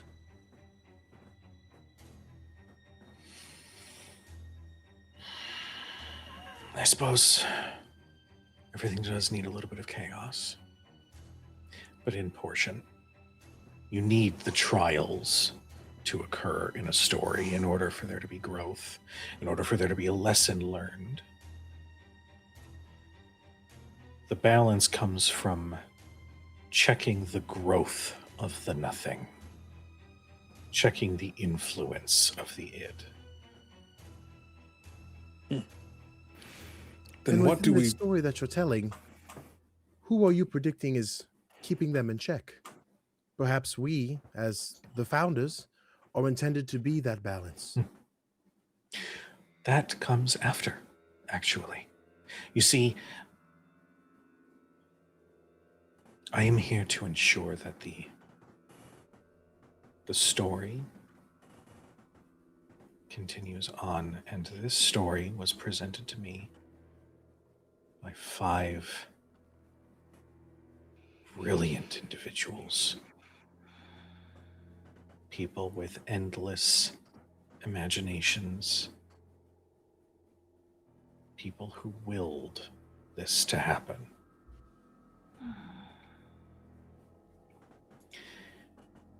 You are correct.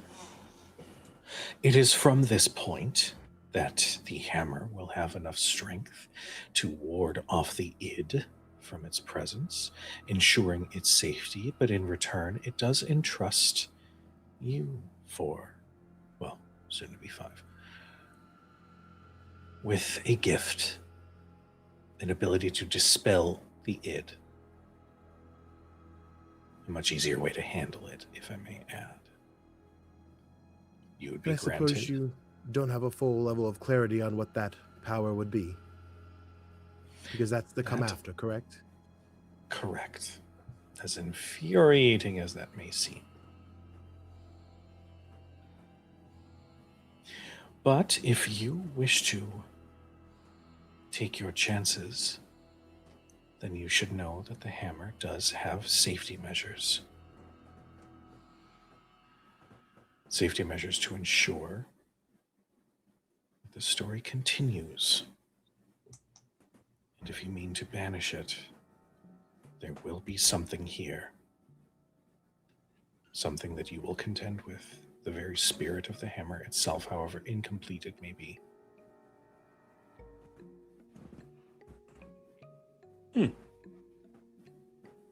Where's your handle? He is not the hammer, Stakks. He is a chronicler, someone who watches and listens and does not affect the story at all. I do a little bit here and there, but not all the time. No, I just Typically, I wanted just like to let things go as they will. We were collecting pieces of the actual, like, the hard part. Where's the hammer? Brim Where's the sits handle? down. He starts loudly, like, moving some crates. Like, okay. Ooh. Whatever fate that we become later, the question is now. We are to return this piece. Yes? That is...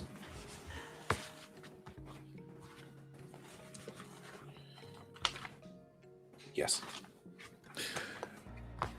I'm sorry, but what of all the other possible timelines and possibilities where it's not us who are here, it is not us who complete the hammer, it's these kingdoms, powerful beings and entities of this world. Well, I believe one is on its way right now. All of these things that want the hammer for itself and its power. You don't seem too concerned about that. And I think that's odd.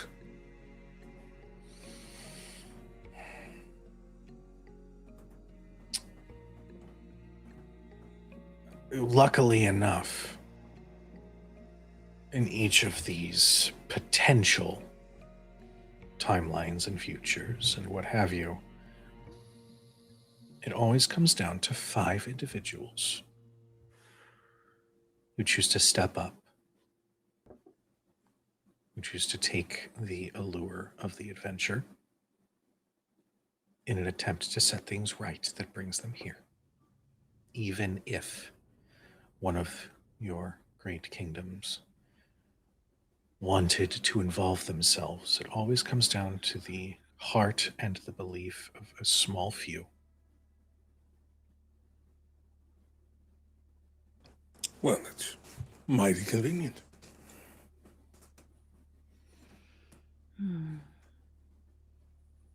I do not believe in fate. I feel as though the ability to see has blinded you. And it has not opened your eyes to the possibilities that have not yet existed. And that something or someone will come.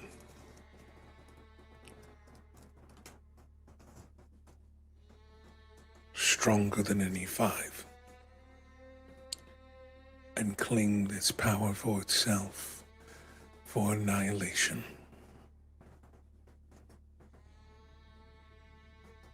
That is the antithesis of what you would like. To have every single thing unmade, nothing, a blank canvas.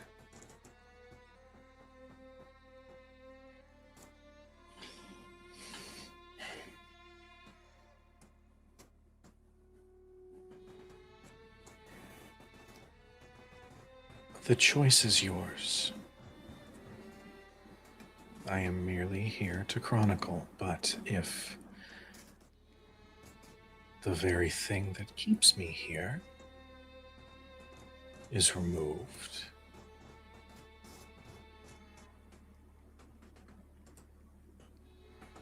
I suppose that is rather exciting.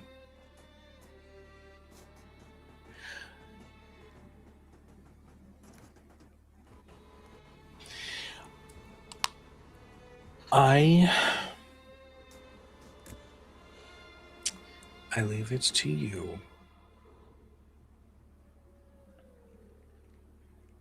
You're presented with the hammer's will, its wishes, its dreams, its desires, its future goals, however foggy they may be.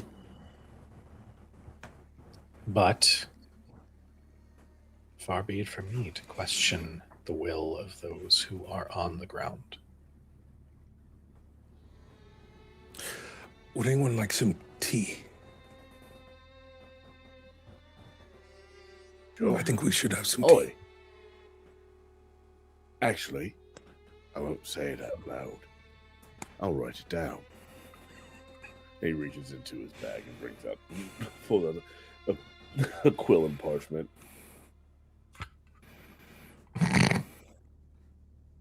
The hammer is just a thing, a very powerful thing, and though it has its own wants and desires, we are the ones on the ground, and we will carve the fate.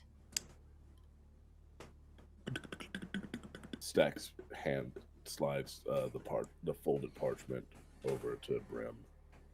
Oh, thank you. And on Can it, you pass me some herbs? Thank you. Herb Bay. As he's tying up these pouch for some tea, he starts to read the note. it simply says, "What if we rescatter all the pieces?"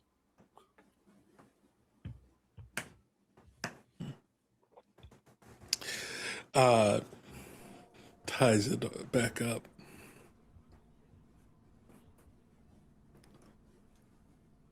Places it back inside of like this little on-the-go kettle. This tiny little kettle. Starts taking just some pieces of paper nearby. And then doesn't even read what's on it. Starts putting a little pile and makes a little fire to heat up and start boiling the water inside.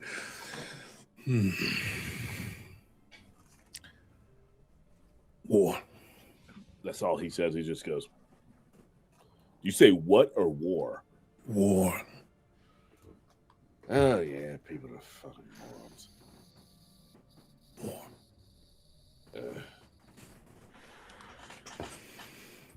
And I think he just waits for the water to boil and just let this moment sit for everyone to contemplate what's happening and just slowly pour everyone a little cup of tea. I have a question. Do I sense anything from this being?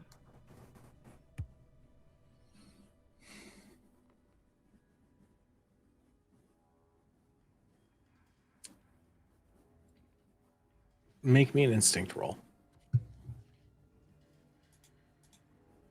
Can I give the help action by spinning a help? I'd say because since I have my arcane sense in detecting all the signatures that we've been across with all our journey. Hey, champ, add a 1 to that. Thanks. Don't spin it all in one place, Mare. I was definitely gonna try. don't spend it all in one place. I'm just gonna throw all these out real quick. It's a trash can. There's a 17 with hope. Okay. With a 17 with hope, this individual before you doesn't have, well,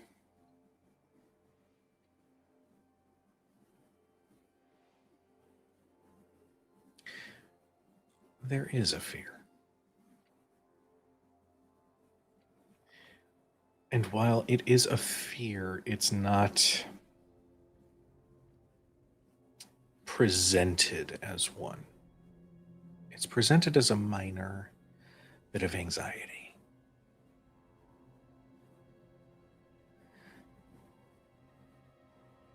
An anxiety centered around stories, other chronicles, where something went left instead of going right, and they have had to step in. And that little bit of anxiety, those little bit of nerves that are starting to build, is of whether or not it is feasible to continue doing so, or if it makes more sense to let the stories tell themselves regardless of their involvement.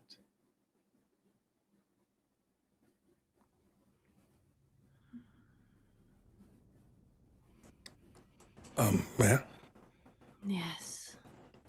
here's your little cup. Take the little cup. Important decisions, as they say, should not be accompanied without a little tea.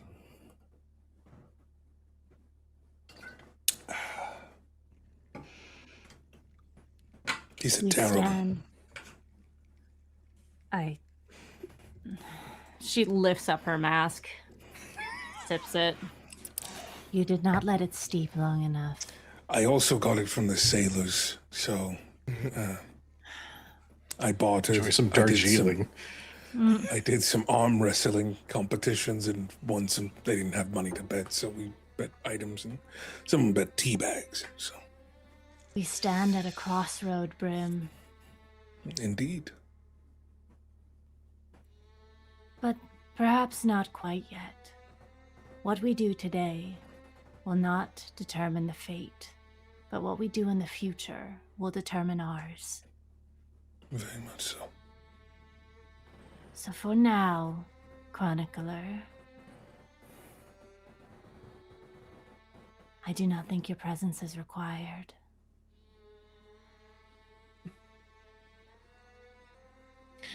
Well, if I've learned anything of late, it is to know when it is time to step away.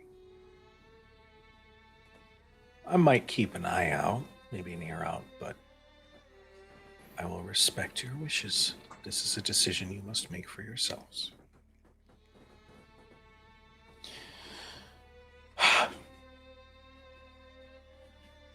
They give a little acknowledgement, and in that bow, there's this breeze that rolls through, and the chronicler has disappeared. That was a sweet fucking vest. It's a well-dressed hammer.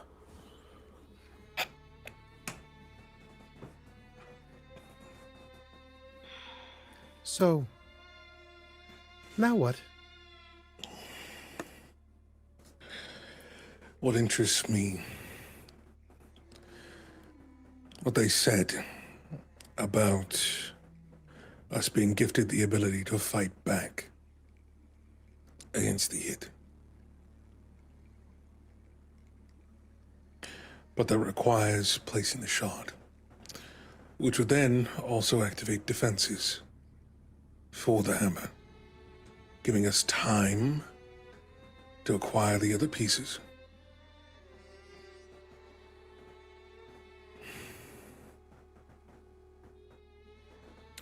But we are still at a table, and everything is unclear. What we need is more information and time. Putting the shard back will give us that. If it gives us power, then all the better. I've been spending a lot of time on our voyage, thinking about what I want. I want to be left alone in my swamp and scaring villagers. That's what I've always wanted, ever since I found fear. But another thought came to me. What if I could bring fear to those that feel nothing? That would be quite a fun adventure.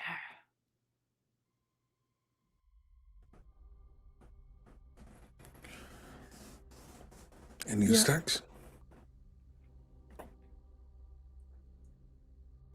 No, please. Kynel, don't let me interrupt. Please, No, Kynel, you were good. gonna say something. All right, well, then he has Stacks. But I'll be the one to say it, Lady Mare. That's a rather twisted way to look at things. However, I believe it's with some level of good-heartedness towards this world.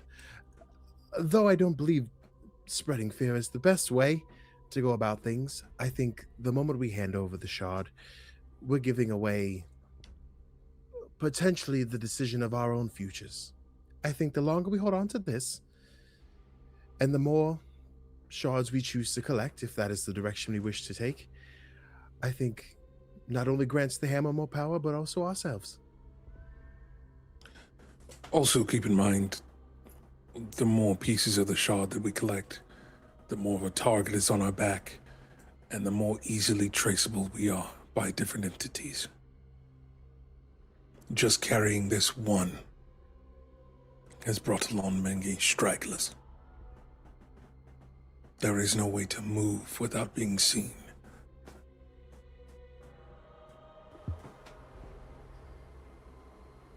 As far as what I want, the part about it being able to defend itself, and also the fact that there are more shards out there. None of this entails us necessarily finding those pieces. This is just the beginning of something else. It never said that us giving it this piece ensured that the new world will be created. It's just a step forward in that, perhaps, because it still needs the other pieces. We were just foretold to bring this one. Granted, I'm sure this is a milestone, but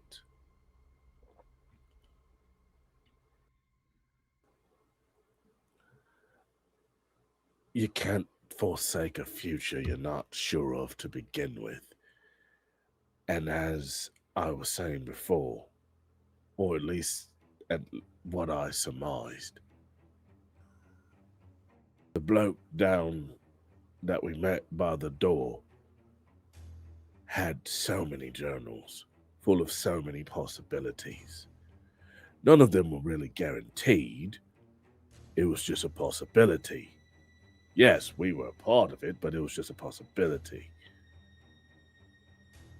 I don't believe that's fate. I think that's just guessing with a lot of the variables, because you were kind of there when the thing that made fate, I guess if you can call it that, created it, and now you kind of think, oh, because I was a part of this, I know everything. But even he just, fuck, that wasn't the hammer. Shit. Okay, the joke's getting stale now. Yes, the chronicler doesn't know everything, so the hammer doesn't know everything. It just writes shit down. So it all comes down to who fucking knows, which is kind of my whole thing. I kind of go full forward passionately into the unknown. But I will acquiesce to the group. But I do not see us getting out of this with the shard either way. Even if, and I'm not saying we die, but there's something waiting for us, a divine. Do we know that's a divine? out of character. We know that's a divine, right? Greed? Oh, yeah. Yes. There's a divine waiting for us on the other side of things. Which, though I'm pretty sure I hurt it very badly, who knows what else it could fucking do. I mean, it already threw ghosts at us, and that was in its, I'm assuming, weakest state, and it kept coming. So then, Greed consumes, but it is tied to fear. I think the question before us now is not whether we deposit the shard or not. We deposit the shard, but it is what we do after. agreed. I think the best course of action is for us to head towards the conservatory. If we want answers and research across multiple fields, that can get us answers towards elder beings, entities, as well as ways to commune with the divine. More divine. We will also need to convene with the earth. Kynel, if you choose to come with us. I would like to say you'd be a great asset, but I think you will also bring us great comfort.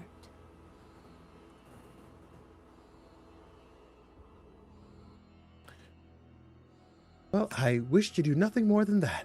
So, of course, you'll have my heart, soul, and every bit of contraption I can for protecting this world. It's what I'm born to do. So we get our answers, and then the clock starts ticking. And I guess now would be a good time to mention odd people, roving though they are, we tend to spit out a few others like myself. So within that, there's knowledge of the divine. I'm not the only one that's the embodiment of something. There's that one weird cousin. Well, it's a good thing we have a ship.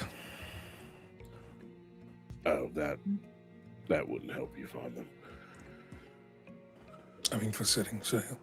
Oh, God, yeah. Yes. Yeah. Who has a ship? We do. We did.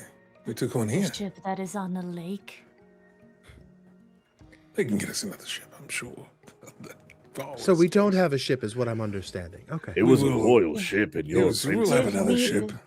Give me the shard so I may return it and fulfill my family's promise.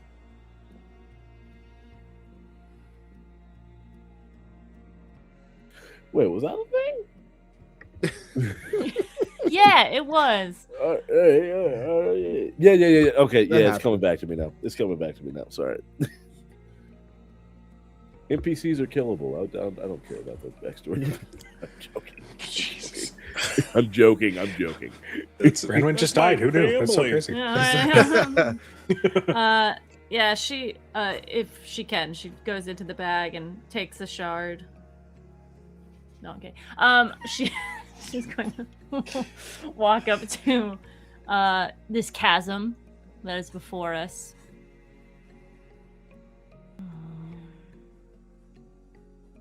Such a small thing.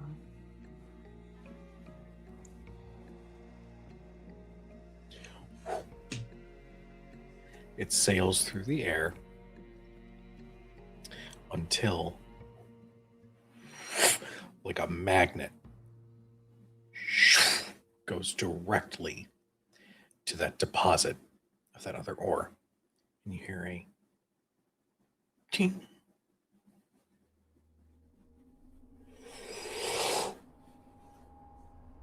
I'm going to take us outside of these tunnels. I'm going to take us far above the frozen line, where we can see the mountain range.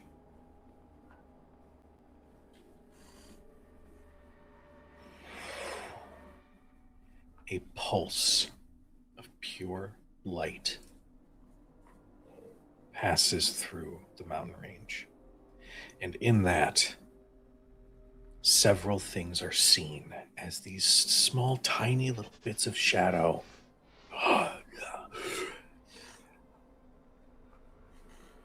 at the entrance of the frozen few, greed with bloodied arms. It should be mine. And he doesn't get a third slam as that energy wills the divine away.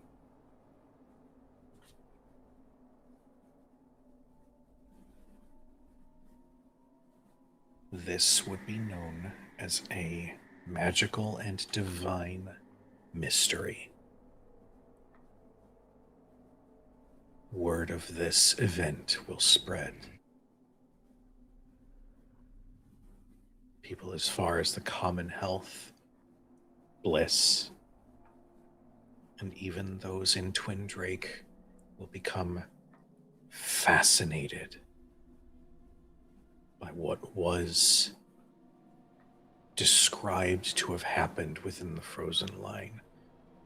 Belief systems over the frozen few will be shattered.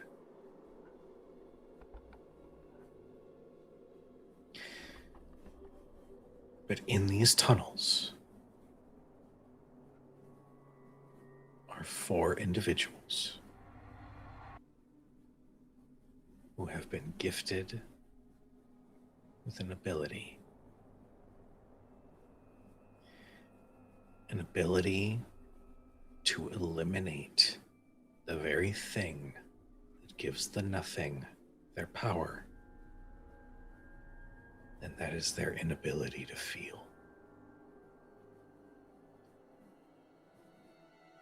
What these individuals do next, we will have to explore, as somewhere in this world, the chronicler reads that page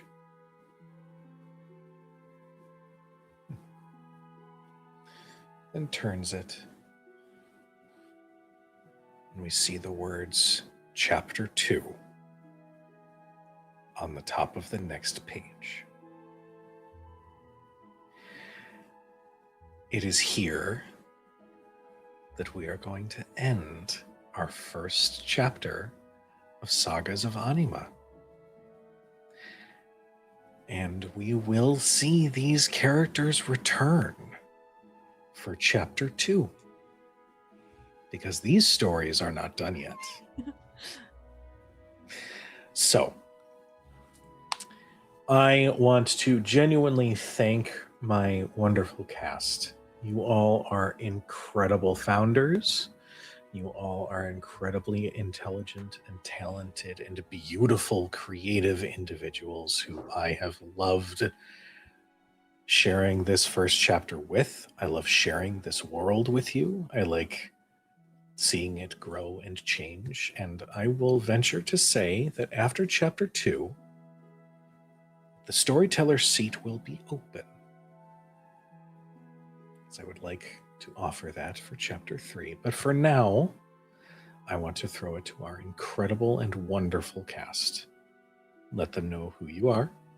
Let them know where we can find you, what you got going on, and how we can support you.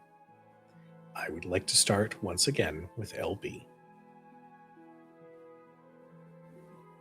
Hello, everybody. I thought of a last line for Mare. It's a throwback to what the chronicler was talking about before, and it's the road ahead is ready to be carved. Let's get active.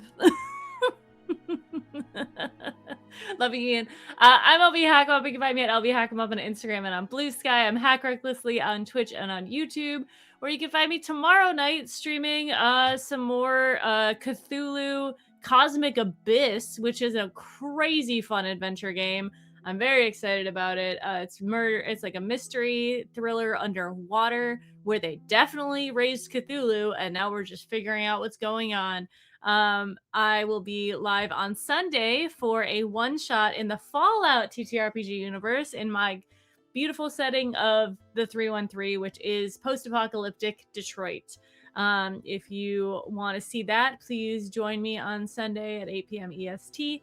We've got a lot of fun people in there. Indoor Adventure is going to be joining us. Ian will be there for that.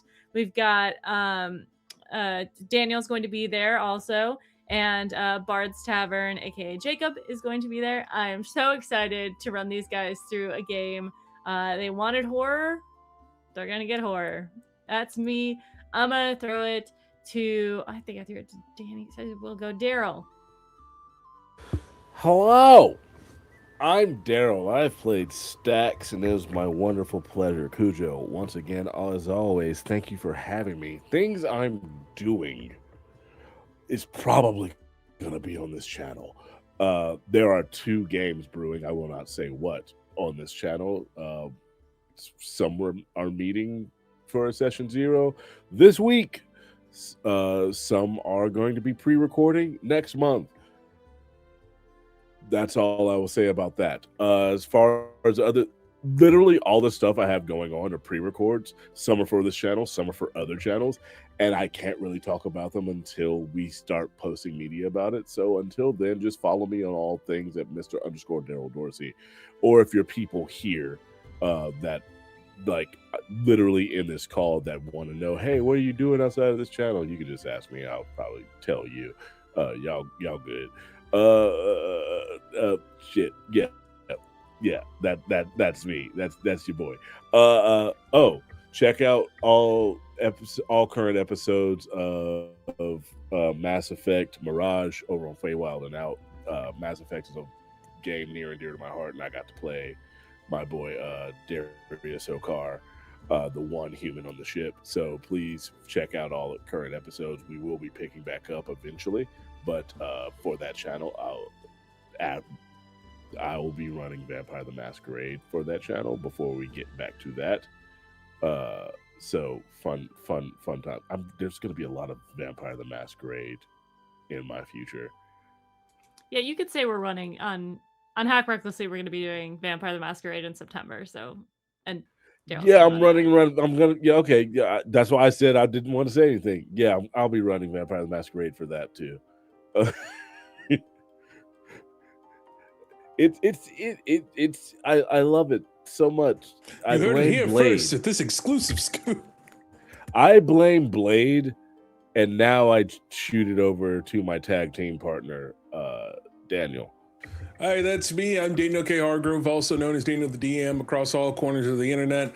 Twitch.tv/Daniel the DM. I be playing games and running a podcast called Materia Hunters, a Final Fantasy podcast with Cujo. We have a new episode this weekend. Just got to lock down the date and we'll have an announcement out for it. Also, Tuesdays, we're normally doing Bitten on this channel, but guess what? Some people got to go to Gen Con, so instead we're going to be running a one shot of Freelancers, which is my campaign frame for a high octane sci-fi fantasy setting. So it's going to be a good time. Be there or be square. Twitch.tv/obviously Crit Hit Chronicles. All right. Don't miss it. That's it. Passing it over to Danny. Hey everybody, Danny here. I've been playing Kynel. You can typically find me at CGNAB over the internet talking about indie game news, reviews, whatever we choose. As far as dice rolling, the game's not formally announced, but if you want to pay attention to Folk and Myth on Monday night starting in August, hey, I'll be over there. So Bleak announced the damn thing. Yeah, that's all I got for dice roll right now. Thanks. Cujo, go ahead. Take us home. Hi, everybody. I'm Cujo. I have been your chronicler for this evening. You can find me all over the place at the Cujo Plays Games, or you can follow Crit Hit Chronicles for official show announcements, updates, highlights, that sort of thing. As mentioned in previous streams, I will be at Gen Con running some Tales of the Valiant. There are still some tickets left, so if you are interested in rolling dice with me as your storyteller as we slay vampires, then go check it out, because it's going to be a ton of fun. stream schedule. On Mondays, we have Destiny's Path Triumph of the Tusk. I don't know if there's going to be an episode on Monday because I believe PJ is doing San Diego Comic-Con, but he might be back in town. I just look at the socials for that one. As Daniel mentioned, there will be some freelancers, which I'm so excited for. Yeah, you, Daniel, you. And pretty much for Thursday, Friday, and through the weekend, we will be dark because JedCon. But if you are a fan of my voice, you can go check out the award-winning podcast, The Road to Hell from Messy Crit Productions, where I play Mason, who has a totally happy ending, and everything was great. What else? Keep an eye on the socials because we're going to be announcing some more campaigns soon. And it's going to be great. We're pretty much stacked for the rest of the year. It's going to be great. But you can also check us out tomorrow night for Shadows over Baldur's Gate, our spiritual sequel D&D campaign to the award-winning video game. And it's going to be fun. There's lots of arcs, lots of big things happening this week. What the hell? But in the meantime, we can get a raid set up for Mazarel. Our wonderful Maz is playing some Expedition 33, a game I have yet to play because I have thoughts about it. But we love you. We appreciate you. Please be nice to each other. We'll see you guys in chapter 2. And everybody have a good night. Bye, everybody.